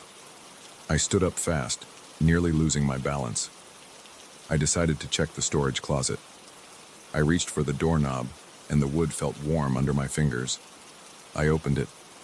Inside, I saw shelves with old canned goods and some tools. There was a small hatch on the floor, probably leading to a cellar or crawl space. I kneeled and lifted the hatch. A rush of air came out. It smelled musty, mixed with something sour. I pointed my flashlight down. I saw steps leading into darkness. The flashlight beam revealed dirt walls and a low ceiling. I couldn't see the end of the space. I climbed down, feeling the boards creak under my weight. Each step made a dull thud. At the bottom, I crouched and aimed the light in front of me. The space was narrow and the floor was damp soil. I moved a few feet forward and then I stopped. The walls had the same claw marks I saw on the ceiling upstairs. Some were fresh, with splinters still attached. Others were older, covered in dust. I felt a chill spread through my entire body. There was another piece of cloth pinned to the dirt wall with what looked like an old knife. The cloth had those same strange symbols. I held my breath and reached out to touch it. The surface felt rough. The symbols were drawn in a dark substance that might have been ink. I heard a sudden scraping noise behind me and I spun around, the flashlight beam shaking in my hand. I didn't see anything move, but the noise continued, like something was dragging across the soil. My chest felt tight. I backed up, keeping the light aimed forward. The sound stopped and I tried to steady my breathing. My face felt hot and sweat rolled down my temples. I decided to get out of there fast. The place felt wrong. My instincts were screaming that I wasn't supposed to be there. I climbed back up the ladder, shut the hatch, and slid the closet door closed. My mind raced with questions, but I was more focused on the immediate need to get out. The windows still showed random places. A small cabin in a forest clearing, a modern cityscape, a hillside with green grass under a clear sky. None of those matched the blizzard outside. I looked at the front door. My heart pounded so hard I could hear it in my ears. I opened the door a crack and peered outside. The storm was still there, swirling snow over the mountain. I could see the ridge below, partially obscured by blowing flakes. The mist had thickened again. It looked dangerous. I felt the hot air from inside the cabin drift out, and the cold wind blew a burst of snow into my face. But that seemed less scary than whatever was going on inside. Before I stepped out, I heard the floor creaking behind me. I turned and saw that the main room looked darker. The walls still radiated warmth, but the light felt different. I glanced at the windows again. The scenes had shifted. One showed an empty hallway with stone walls. Another showed an open field with tall grass swaying in slow waves. Another showed a deserted alley with a single street lamp flickering. I heard a scraping sound along the ceiling. The scratch marks seemed deeper than before. I couldn't explain how that happened. My legs felt weak, but I forced myself to speak out loud, like I was trying to convince myself that I could handle it. "I'm leaving," I said, my voice echoing a bit in the silent room.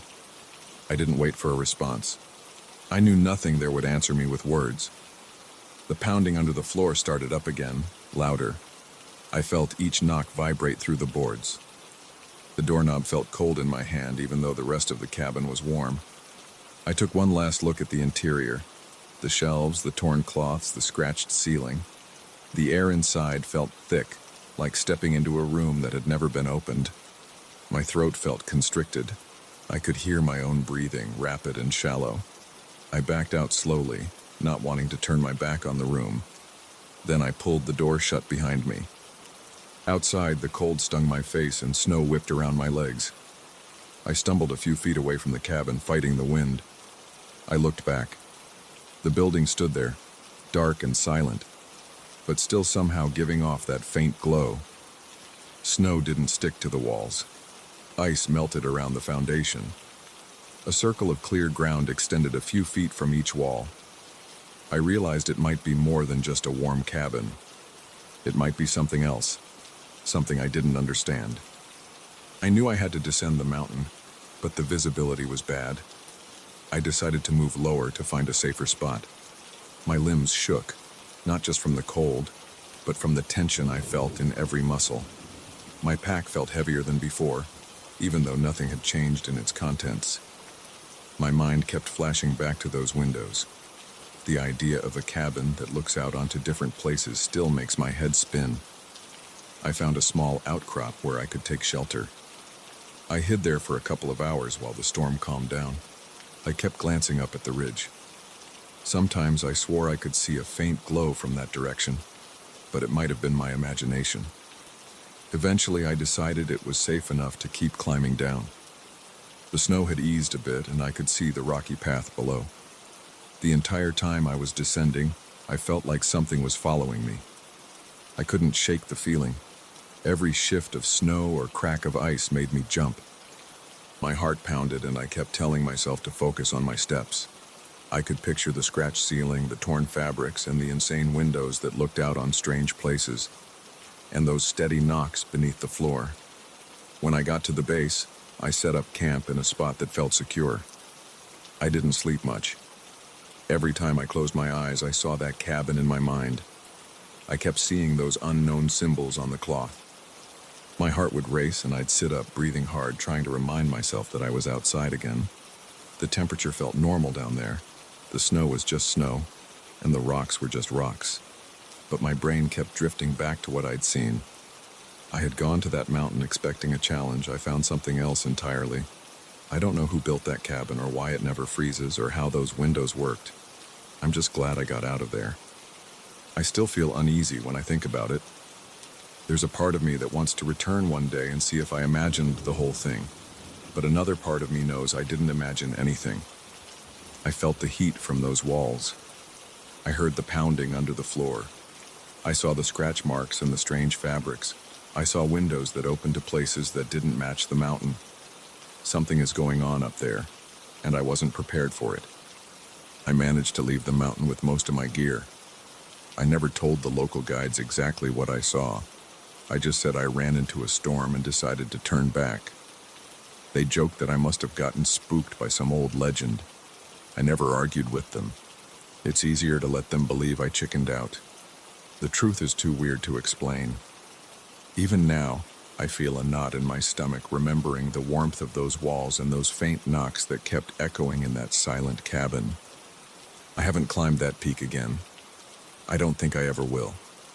Whatever is at the top of that mountain doesn't belong in our world, and I'm not interested in finding out where else it might lead. I still go on other climbs, but I pick places that feel normal. I pack a little more carefully and keep an eye out for sudden changes in the weather. But no matter how cautious I am, I can't shake the memory of standing in that strange cabin, looking out windows that showed impossible scenes, listening to something under the floor that should not exist. Sometimes I wake up at night with my heart pounding, convinced I hear those knocks in the distance. Then I remind myself I'm not on that mountain, but that warm feeling on my skin, that thick silence in the air, those claw marks on the ceiling, I don't think I'll ever forget them. I can still feel them in my bones, and I'm not sure I want to know what's hiding behind those windows or those scratched walls.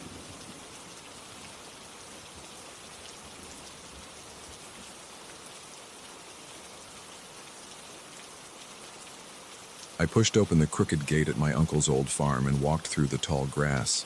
My boots scraped against stones buried in the dirt. I felt sweat gathering at my temples. The air smelled stale, like mold and damp wood. As I got closer to the house, I spotted the well on the right side of the yard. It was made of uneven stone and covered with dark green moss. The stones looked slick, and patches of dried leaves clung to the edges. I stopped and stared at it for a moment. My heart thumped harder than usual. I didn't remember much about this place. I hadn't visited in years. Most of the wooden beams on the porch were warped or splintered, and some of the windows on the old house were cracked. But I couldn't stop looking at the well. Something about it got my attention right away. I walked over to it, curious, but also uneasy. A damp smell rose up from the pit, mixing with the earthy odor of wet moss. I placed my hands on the rim, feeling the rough stone and the cold moisture seeping into my palms. I leaned forward. It was dark inside, but I could make out a faint reflection of light near the bottom. At first, I figured it was just water catching a bit of sunlight. Then I noticed it had a bluish tint. It reminded me of a weak glow stick, the kind that barely lights up a tent. I stared a little longer, and that's when I heard the whisper. It wasn't a gust of wind. It was a voice, soft and low, like someone calling my name from a distance. My breath caught in my throat and my skin tingled. I pulled back, unsure if I'd imagined it, but I could still hear it, too quiet to make out real words, but definitely there. I rubbed my arms and let out a sharp exhale. My first instinct was to leave, but part of me felt drawn to it. I stayed still for a few seconds. The voice stopped. I listened hard, trying to see if there was some sort of echo or trick of the wind. Then I heard it again, a muffled sound that seemed to say my name. It mentioned things I hadn't thought about in a long time. Old birthdays, details about the layout of my bedroom in the city, small secrets that barely anyone else would know. My pulse sped up. I pressed my palms against the rough stone rim and leaned in again. It was darker inside the well this time, like the sun had shifted behind a cloud. The bluish glow was a bit stronger now. It flickered in a weak rhythm, almost like a dying flashlight. The whisper turned into a hushed, pleading tone. It asked me to help. I couldn't tell if it was male or female, just that it was desperate. I pulled myself away again, breathing faster than normal. I glanced around the yard. Everything else was silent.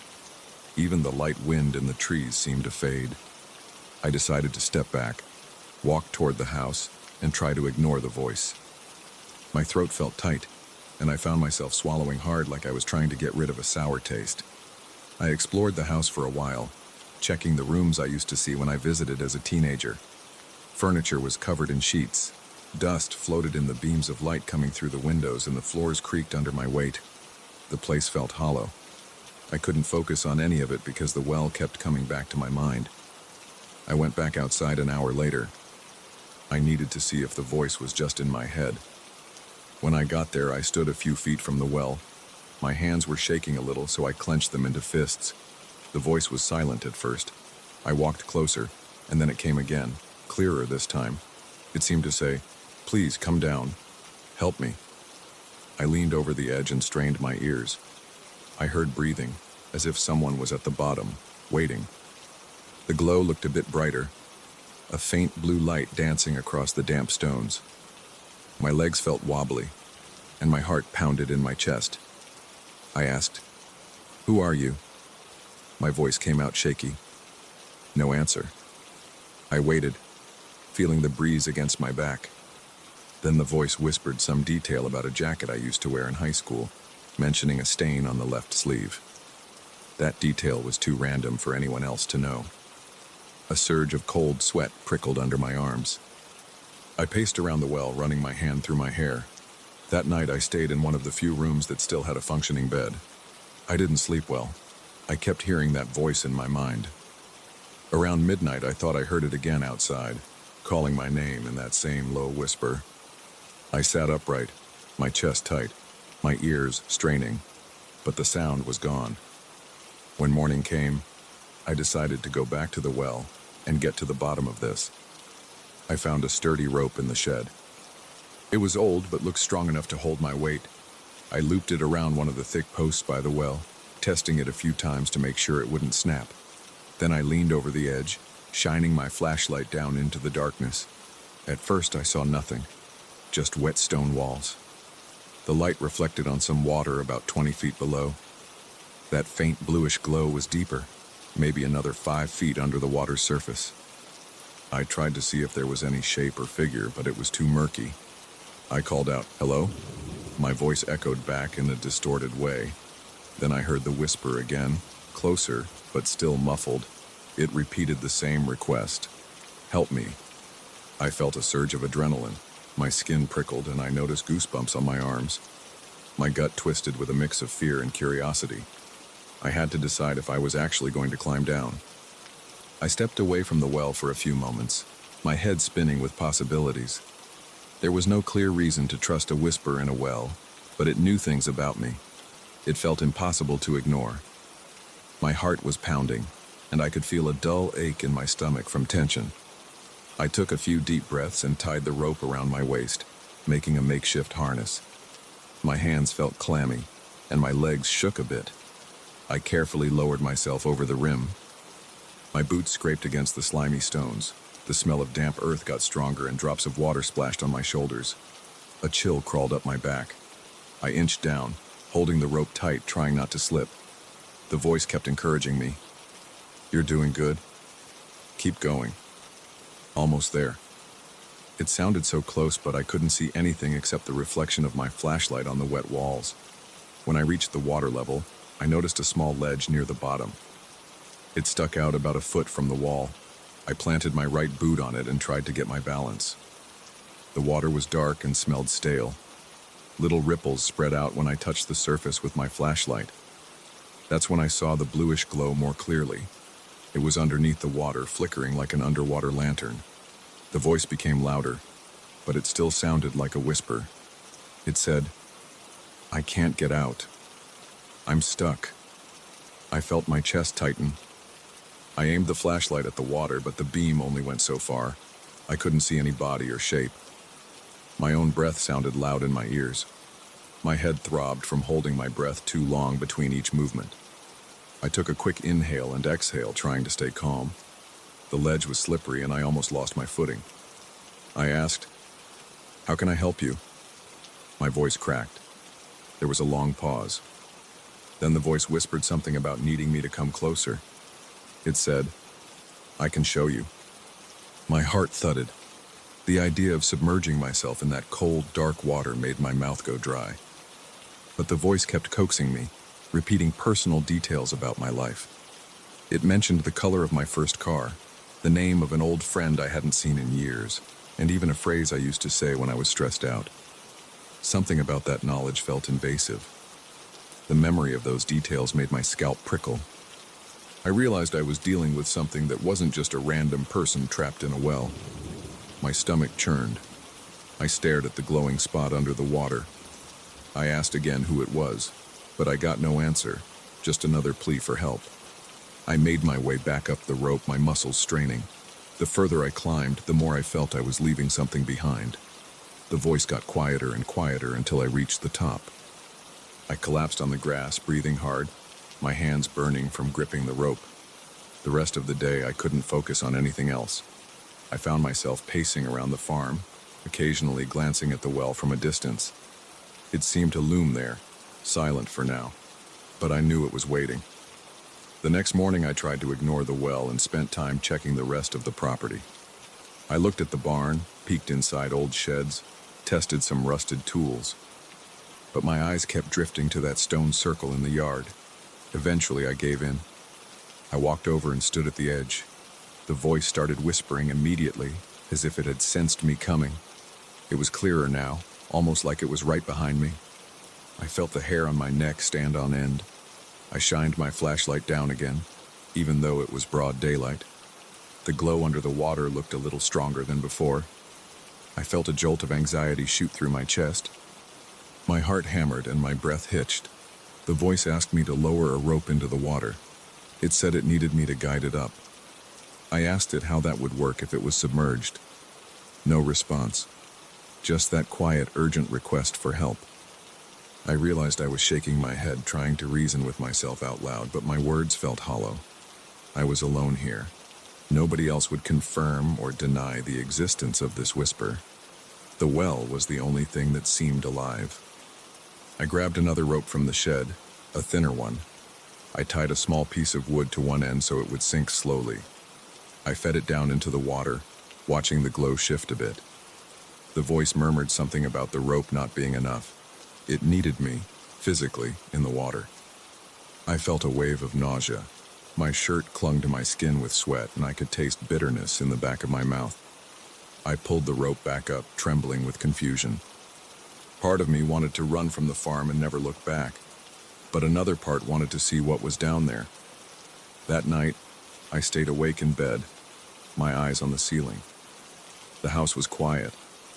I could hear my own pulse thudding in my ears. I thought about driving into town, but I felt trapped by my own curiosity. I imagined the water at the bottom of the well, that faint bluish glow, the voice that knew too much.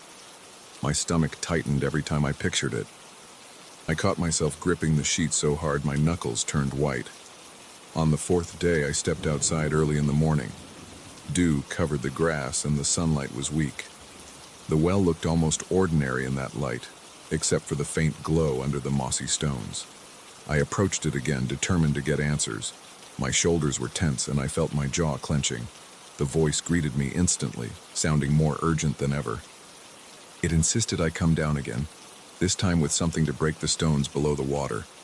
It claimed there was a passage or a crack that led to a chamber. I found it hard to breathe. My hands felt cold, even though the day was warming up. I looked down, my flashlight beam bouncing off the wet walls. I saw my reflection on the water's surface. My face looked pale, my eyes wide. The glow flickered underneath, drawing my attention to the center of the pool. My pulse pounded in my ears. The voice got louder, detailing personal memories from childhood, events that only a few people knew about. My eyes started to water, and I felt my heartbeat slam against my chest. I knelt at the edge, fighting the urge to climb down again. My hands shook as I gripped the flashlight. In that moment, I realized I might never get a straight answer from this thing in the well. It kept telling me it needed my help, but it never said why or who it really was. The tension in my chest grew, and I felt a dull, throbbing headache forming behind my eyes. I grabbed the rope and stared at it for a long time. Part of me wanted to untie it, toss it in the shed, and leave the farm for good. But I just stood there, torn between wanting to help and not trusting the voice at all. I slowly backed away from the well. The voice followed me with whispers, calling my name, throwing more personal details at me. I heard them growing faint as I retreated toward the house. My breathing was shallow. My skin felt clammy and my muscles ached from the tension. I stood at the doorway of the house, my chest heaving. I realized I had no easy way to explain any of this to anyone else. If I told someone, would they believe me? Would they think I was losing my mind? I turned around once more to face the well. The shape of the mossy stone stood out against the dull grass. I saw a small flicker of that blue glow from the inside, even though it was daytime. It reminded me that something was still down there, waiting or pretending to wait. I felt stuck, with my heart racing and my thoughts jumbled. But I also felt that if I left now, I'd never solve this. I'd never know what was calling me from the depths of that old stone pit. The whisper came again, faint but persistent. It asked me to return at night when the moon was up. It said that was the only time I could truly see it or set it free. My stomach twisted and my heart thumped uncomfortably in my chest. I swallowed hard and blinked a few times, trying to steady my breathing. I nodded to myself, deciding I'd give it one last chance. If I went down there again and found nothing but cold water, I'd leave forever. But if I saw something real, I didn't finish that thought. Instead, I stepped inside the house and shut the door behind me. I rested my back against the wood, feeling my shoulders slump. My heartbeat pounded in my ears and I stared at the dusty floor. The voice was still whispering out there, probably waiting for me to answer. I closed my eyes and inhaled. I needed time to prepare myself for whatever was hiding in that pit. I felt my pulse slow just a little, but the tension in my chest never left. And so I waited, caught between fear and a strange pull I couldn't explain, listening to that whisper echo in my mind as the sun climbed higher over the abandoned farm.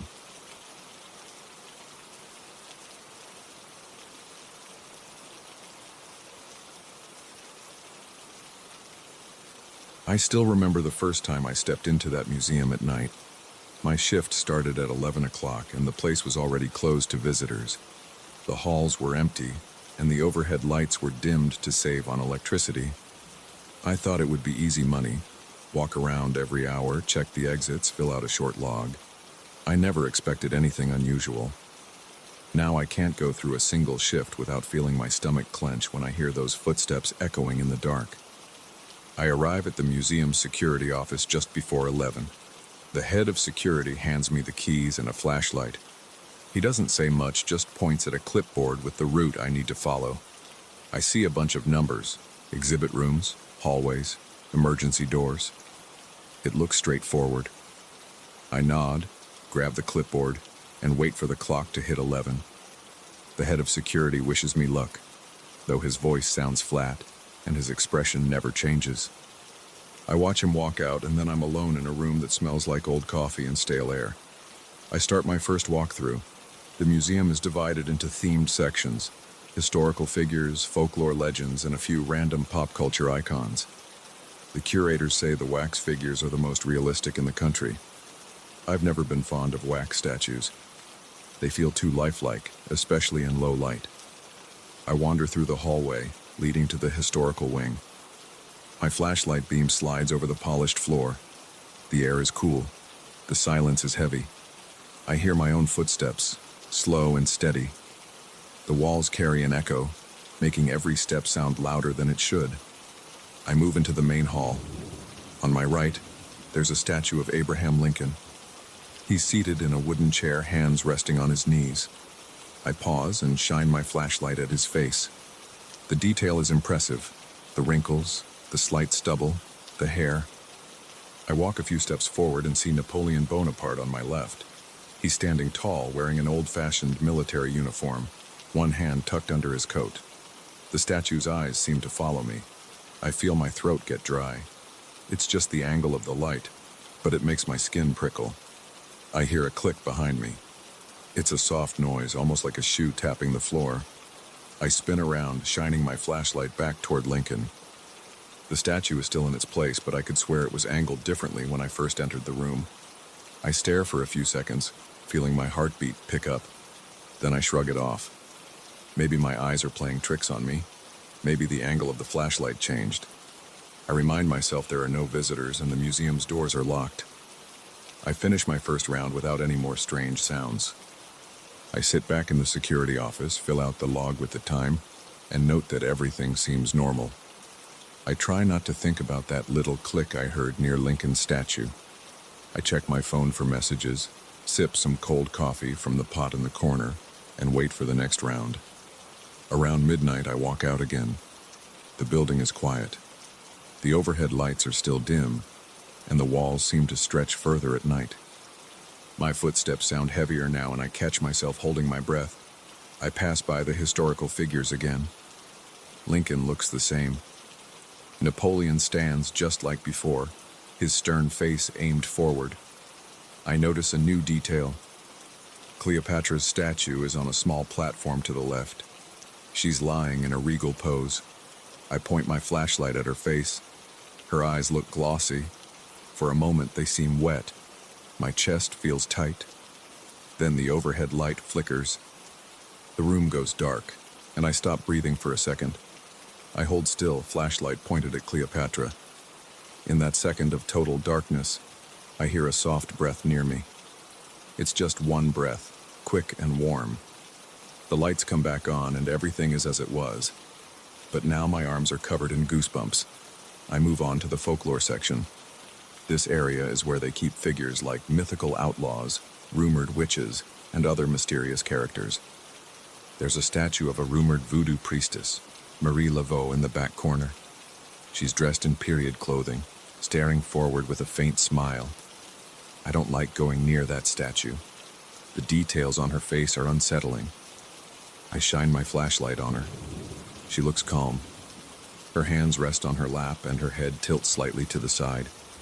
I feel the hair on the back of my neck stand up, as if something's watching me from behind. I turn around quickly, but there's nothing there. I keep going. I return to the security office, try to calm down, and take a few gulps of water. My mouth is dry. I keep hearing that breath in my head. I tell myself it's just the air conditioning or maybe a random hiss from the vents. But I know the difference between mechanical noises and an actual breath. My body feels tense and my heartbeat is faster than usual. I can't settle down. At 1 a.m, I start the third round. I decide to walk a bit faster. I want to get it done. I step into the main hall, pass by Lincoln, and see that his head is turned a few degrees to the left. I stop walking. My heart feels like it's pounding against my ribs. I check the base of the statue. There's a little scuff mark on the floor, as if something scraped it. My hands shake a bit as I shine the flashlight around. I don't see footprints or anything else, just that small scratch on the floor. It doesn't make sense, and I stand there wondering if I should call someone. But who would I call? The police wouldn't believe me if I said a statue moved. I press on. The overhead light flickers again. The hallway is dark for maybe 2 seconds this time, long enough for my pulse to spike. I feel sweat on my forehead. Then the lights come back. Everything in the hallway looks normal, but my head is racing. I walk past Napoleon. He seems closer to the edge of his platform. My flashlight trembles in my hand. I think about stepping back, but I force myself to keep going. I want to finish my route. When I reach the folklore area, I notice a slight shift in the positions of the statues. They're arranged in a semicircle, and normally each one faces the center. Now one is angled toward the entrance. It's a figure of a legendary pirate. I think it's supposed to be Blackbeard, but the label just says, "Infamous Buccaneer." He's holding a cutlass and his eyes have a piercing stare. I swear his head wasn't tilted before. My legs feel weak. I go straight to the next corridor without lingering. Back in the security office, I try to distract myself by digging through some old files. I see an envelope labeled Restoration Notes. I flip through the pages. There are references to some kind of ritual the original sculptor used, something about capturing the essence of wandering souls. It's all written in old handwriting, like someone tried to make notes in a hurry. I read a paragraph that says, "The figure's realism depends on the sacrifice of spiritual fragments." I don't know what it means, but it makes my skin crawl. Another page mentions that the wax was mixed with certain materials during a ceremony. The instructions talk about an incantation. I shut the folder because it's making my stomach churn. I stand up to start another round, but my knees feel shaky. I step into the hallway and decide I need to see if the statues are really moving or if I'm losing my mind. I turn on my phone camera. I walk into the main hall and film Abraham Lincoln for a few seconds. Then I point my camera toward Napoleon. I capture Cleopatra. Everything stays still. I wait for the flicker of the overhead lights. It happens, and the hallway goes dark. My camera is still recording. In that instant, I hear a clear shuffle from the left. Then a breath next to my ear. My heart thumps so hard that I gasp. The lights come back, and I see that Cleopatra is no longer facing forward. Her head is turned to the left, her chin angled down like she's looking at the floor. I stare at her face, and I realize her expression has changed. Her lips are parted slightly, and her eyebrows look tense, like she's worried or in pain. I step back, shaking. My pulse feels out of control. I review the footage on my phone. In the darkness, there's a faint outline of movement, but the video is too blurry to confirm anything. I keep hearing that breath in the audio playback. It sounds close, like someone exhaling right into the microphone. I can't handle the silence anymore. I walk quickly back to the office, lock the door, and try to calm down. I open my laptop and search for anything related to the museum's history. Most articles talk about its founder, a sculptor who died years ago. They describe him as eccentric. They mention rumors that he believed in spiritual attachments. One article mentions a group of mediums who visited the museum decades ago. The mediums apparently said they felt strange presences around the statues. The article doesn't go into detail, but it's enough to make my skin prickle again. I force myself to do the next round because it's in my contract, and I don't want to lose this job. I tell myself that I just need to get through the night. I can reconsider in the morning. It's around 2:30 in the morning now, and the entire building feels colder than before. My breath feels tight in my chest. I walk, pointing my flashlight straight ahead, ignoring the flickering lights. I pass Lincoln. His eyes look slightly lower, almost like he's staring at my feet. I keep walking. Napoleon's statue is now turned to the side, like it's pivoted. Cleopatra's face has that strained expression. I move into the folklore section. The pirate statue is leaning forward. The base is a few inches from where it should be. I see faint marks on the floor, like the base was dragged. My throat feels thick, and I swallow hard. Then I approach Marie Laveau's figure. She's the one I hate the most. The detail is so exact, right down to her fingernails. My flashlight flickers and I realize my batteries are dying. The overhead lights don't help much because they keep dimming. I get close enough to see her face. Her eyes look different than before. Her lips are parted, and I notice what seems like the glint of teeth. I back away, feeling a chill run up my spine. My arms feel weak, and my hands are damp with sweat. The overhead lights flicker again, and for 2 or 3 seconds it's pure darkness. In that darkness, I sense movement to my left. I hear a distinct shuffle against the floor and then a sharp click, like something tapping on wood. My chest tightens. My breathing gets shallow. The lights come back on and I see that Marie Laveau is not facing forward anymore. Her entire body is angled toward me, and her right arm is extended a bit. The distance between us is smaller. My heart feels like it's going to jump out of my chest. I don't scream. I just turn around and bolt for the main hall. When I reach the hall, I realize the statues of Lincoln and Napoleon have shifted again. They're closer to each other, almost side by side. Their heads are turned in my direction. My stomach twists and I run toward the security office. Once I get inside, I slam the door shut and lock it. I lean against the wall, trying to steady my breathing. My heart rate is out of control and my forehead is covered in sweat. I sit at the desk and stare at the small monitor that shows the security cameras. Most of the feeds are black and white. I see flickers now and then because the lights are unstable. For a moment, I watch Cleopatra's exhibit. She doesn't move on the screen, but it's hard to see detail in that low-quality feed. I switch to the folklore wing camera. I see Marie Laveau's statue. It's just a faint silhouette in the corner. I keep staring, and then I notice a slight jerk in the image. I can't tell if it's a glitch or if the statue actually moved. My heart pounds harder. I decide I can't hide in the office all night. The next round is at 3:30. If I skip it, I'll have to explain myself. I tell myself I'll do one more pass. That's it. I put fresh batteries in my flashlight. My palms feel sweaty, and I'm trembling a bit. The air in the office feels stale. I crack the door open and peer into the hallway. It's empty and quiet. I step out and walk slowly, flashlight pointed ahead. Every step feels heavy.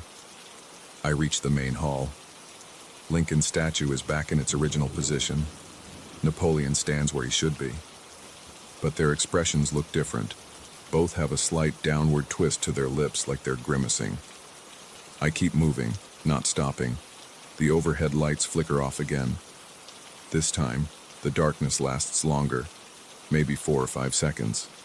I hear a quick scuffle of feet. My chest tightens. I grip my flashlight and stay still. I feel a warm breath against my ear, and the hair on my arms stands up. The lights come on, and the statues are all in place again, as if they've never moved. I move on to the folklore section, shining my flashlight around. My heart is pounding so hard that I feel it in my temples. I reach Marie Laveau's statue. She looks normal, sitting there with her hands on her lap. The faint smile is back. I exhale, trying to calm down. Then I realize there's a small scratch on her cheek as if the wax got chipped. I look closer and notice something dark near the scratch. It looks like a tiny stain. I can't tell what it is, but I get a wave of nausea just seeing it. I step back. I'm done. I rush back to the security office. I stare at the clock on the wall. It's only 3:45. I still have a few hours left in my shift. I feel exhausted. My thoughts are jumbled. I wonder if I should just leave, but I don't want to get in trouble. So I sit in the chair, eyes glued to the camera feeds, waiting for time to pass. The lights flicker a couple more times, but I don't leave the office again. Every time the corridor goes dark, I feel my heart spike, and I grip the arms of the chair until my knuckles turn white. At 6 in the morning, the head of security returns. He finds me pale and shaking in the office. I don't say much. I just hand him the clipboard with my notes. I don't mention the footsteps or the moving statues. I don't talk about the breath on my neck or the changed expressions. I grab my stuff and walk out of there without looking back. As I step onto the street, I feel the morning air on my face. My limbs are stiff, and my eyes burn. I take a deep breath and decide that I need to find another job. I know what I experienced in those halls, and I don't plan to see it again.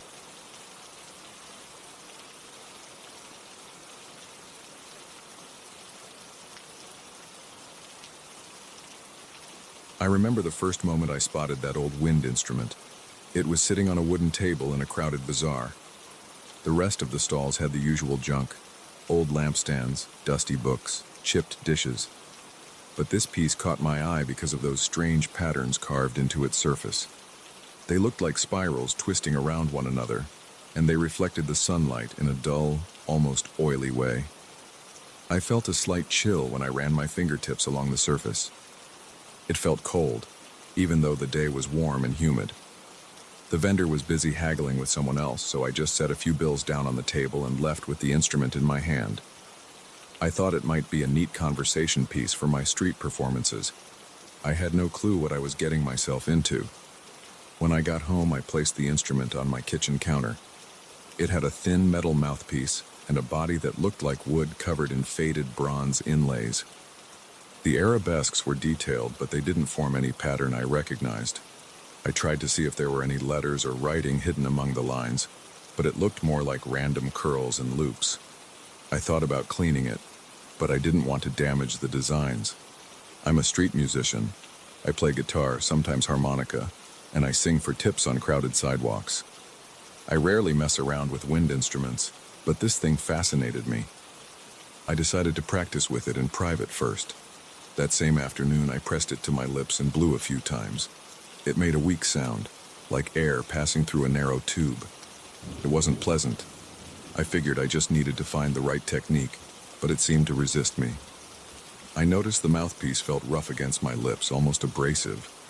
It left a strange metallic taste in my mouth, and I had to swish some water around just to get rid of it. That night, I left the instrument on top of a small cabinet in the living room and went to bed. The next morning, I felt a bit silly because I had dreamed about hearing a faint whistle echoing in my apartment. It sounded like someone trying to tune a flute in the corner of the room. I brushed it off. I assumed it was the usual random dream that follows you when you're thinking about a new musical toy. For a few days, I didn't touch the instrument much. I was busy with my usual routine, playing my guitar on different streets around the city. Sometimes I'd glance at the instrument before leaving the house, but I never took it out with me. It didn't feel right, like it was incomplete or broken. I kept thinking about that rough mouthpiece and the weird taste. Late one night, around midnight, I got curious again. I was in my living room, awake, feeling restless. I turned on a small lamp, took the instrument from its spot and sat on the couch. It was exactly 12:15 a.m. when I decided to give it another try. I placed the mouthpiece between my lips, inhaled through my nose, and blew as steadily as I could. At first I heard just a soft hiss. Then I adjusted my tongue and tried a slightly different angle. That's when I produced a high-pitched note that made my teeth vibrate. The sound cut through the silence of the apartment like a sharp blade slicing through dense fabric. My ears started ringing, and I felt the hair on my arms rise. I stopped immediately, startled by how loud and shrill it was. The note kept echoing against the walls, bouncing from corner to corner, even after I took the instrument away from my mouth. It was like a delayed feedback loop that kept resonating, growing softer, but still there. I stood up. My legs felt shaky and my heart was pounding. That echo should have died out in a second or two, but I still heard it faintly hovering in the hallway. I set the instrument on the couch and walked toward the hallway entrance. I heard what sounded like a muffled wail. It didn't sound like a person. It was more like wind passing through a narrow gap in a window, except it had an almost sobbing tone. I leaned forward, looking into the darkness of the corridor, but I didn't see anything. My mouth felt dry and I noticed a slight drip of sweat rolling down my temple. I flipped on the hallway light, but nothing was there. That night I placed the instrument in a storage trunk in my bedroom. I locked the trunk with a small padlock. I figured I'd just keep it out of sight and mind. I didn't sleep well. I dreamed of distant howling sounds, and every time I jolted awake, I realized I was listening for that note again. Around 3 a.m. I heard a faint whistling coming from the living room, but it stopped by the time I grabbed my flashlight and went to check. The following day, I felt drained, like I had barely slept. After I got back from playing guitar downtown, I noticed a weird chill in my apartment. The weather outside was still hot, but the inside of my place felt a few degrees cooler. I touched the walls in the hallway and sensed moisture. The paint felt slightly damp, and there were these small dark spots forming near the ceiling. They weren't big enough to see any shape, but it was unsettling. I opened a few windows to let some air in. I checked for leaks, but nothing looked obviously broken. By the time night fell, the temperature inside felt normal again. I remember pacing around my living room, not wanting to go to bed. Around midnight, I heard it. That same piercing note, followed by a hollow whistle echoing off the walls. My skin prickled and my breath caught in my throat. I rushed to my bedroom, unlocked the trunk, and found the instrument where I'd left it. It was cold to the touch, like it had been in a freezer. I ran my hand around the trunk, checking for a draft, but there was none. I lifted the instrument to my ear. I heard a faint hum, like distant wind swirling. My chest felt tight. I put the instrument back inside, closed the trunk, and locked it again. The next morning, the hallway walls had more dark spots, and they seemed to form curved lines, almost like the same spirals that were carved into the instrument. I touched them, and my finger came away stained with a dark residue that smelled earthy like wet soil.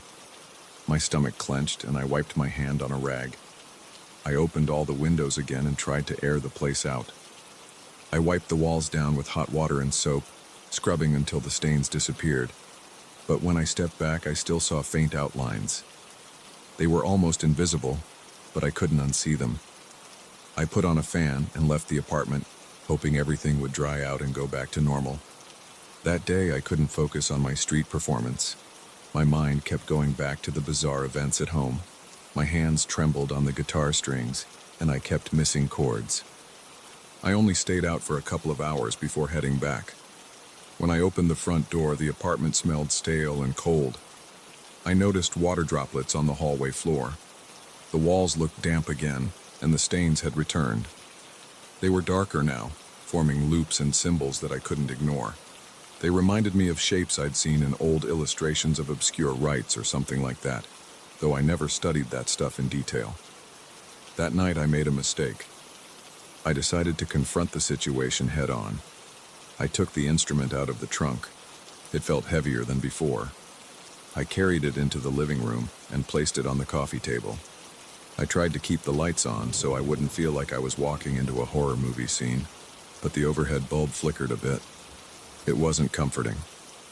I sat across from the table and just stared at the instrument.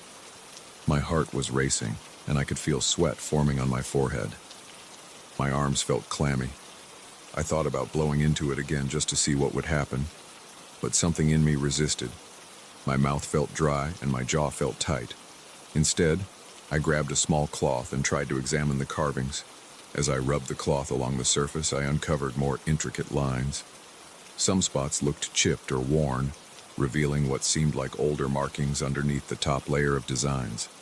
They were symbols, spirals, loops, and crescents, all overlapping. Suddenly, my living room went silent. My refrigerator stopped humming. The sound of traffic outside seemed to fade. I felt pressure in my ears like I was in a soundproof booth. Then a soft, moaning tone started to rise in the room. It came from nowhere, but it was the same tone I heard that first night, the one that sounded like wind caught in a tunnel. The hair on the back of my neck stood up. I got goosebumps all over my arms. My chest tightened, and my breathing turned shallow. I couldn't take it anymore. I jumped up, grabbed the instrument, and sprinted to my bedroom. I shoved it back in the trunk, locked it, and then pushed the trunk into my closet. I threw an old blanket over it. But even then, I heard that faint wail behind me, almost mocking. I slammed the closet door shut and rushed back to the living room. I turned on music on my phone, some random playlist, just to drown out any lingering sounds. My heart pounded so hard it hurt. I slept on the couch that night. I didn't rest well. Every little noise made me jump. Around 2 a.m., I heard water dripping. I got up to check the sink, but it was dry. The dripping sound continued, and I followed it to the hallway. The walls were wet again, and small rivulets of water trickled down in random patterns. Those patterns formed curves that looked just like the carvings on the instrument. I had to fight the urge to scream. My hands shook, and my stomach felt knotted. I grabbed towels from the bathroom and tried to soak up the moisture, but it just kept coming back, seeping through the paint. I kept wiping until my wrists started to ache. Eventually, I gave up and slumped to the floor. I stayed there, listening to that faint dripping and the low whistle that seemed to be hiding in the corners of my apartment. The next morning, I called in sick to the spot where I usually perform. I had no energy to go outside. The environment in my apartment felt oppressive, like the air was heavy. It was humid and chilly at the same time, which didn't make sense. I decided to do some research. I looked up the type of instrument I had, searching for keywords like ancient wind instrument with carvings and ritual instrument with arabesques. I clicked on a few shady sites until I found references to older cultures that supposedly used special flutes or pipes to call on wind spirits. They mentioned how those who played them after midnight risked creating a bond with these unseen forces. The texts said that once the bond was formed, the spirits demanded recognition. I felt a knot in my gut when I realized the shapes on my walls resembled images I found in those articles. They showed swirling lines that represented gusts of wind and arcs that symbolized gates or portals. One site suggested that people use such instruments in group ceremonies, standing in circles, chanting, and playing them to harness storms. Another site claimed that these instruments fed on the player's breath and fear, growing stronger every time they were used. I tried to stay logical, but I felt panic crawling up my spine. My hands were getting clammy again. I walked to the closet and opened the trunk. The instrument was still there, silent.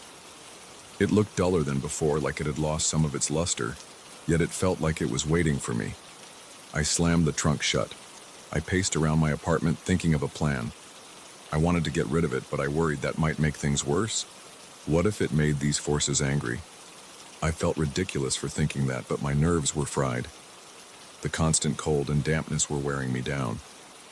That evening, I wrapped the instrument in 2 thick towels and stuck it in a locked cabinet in the hallway.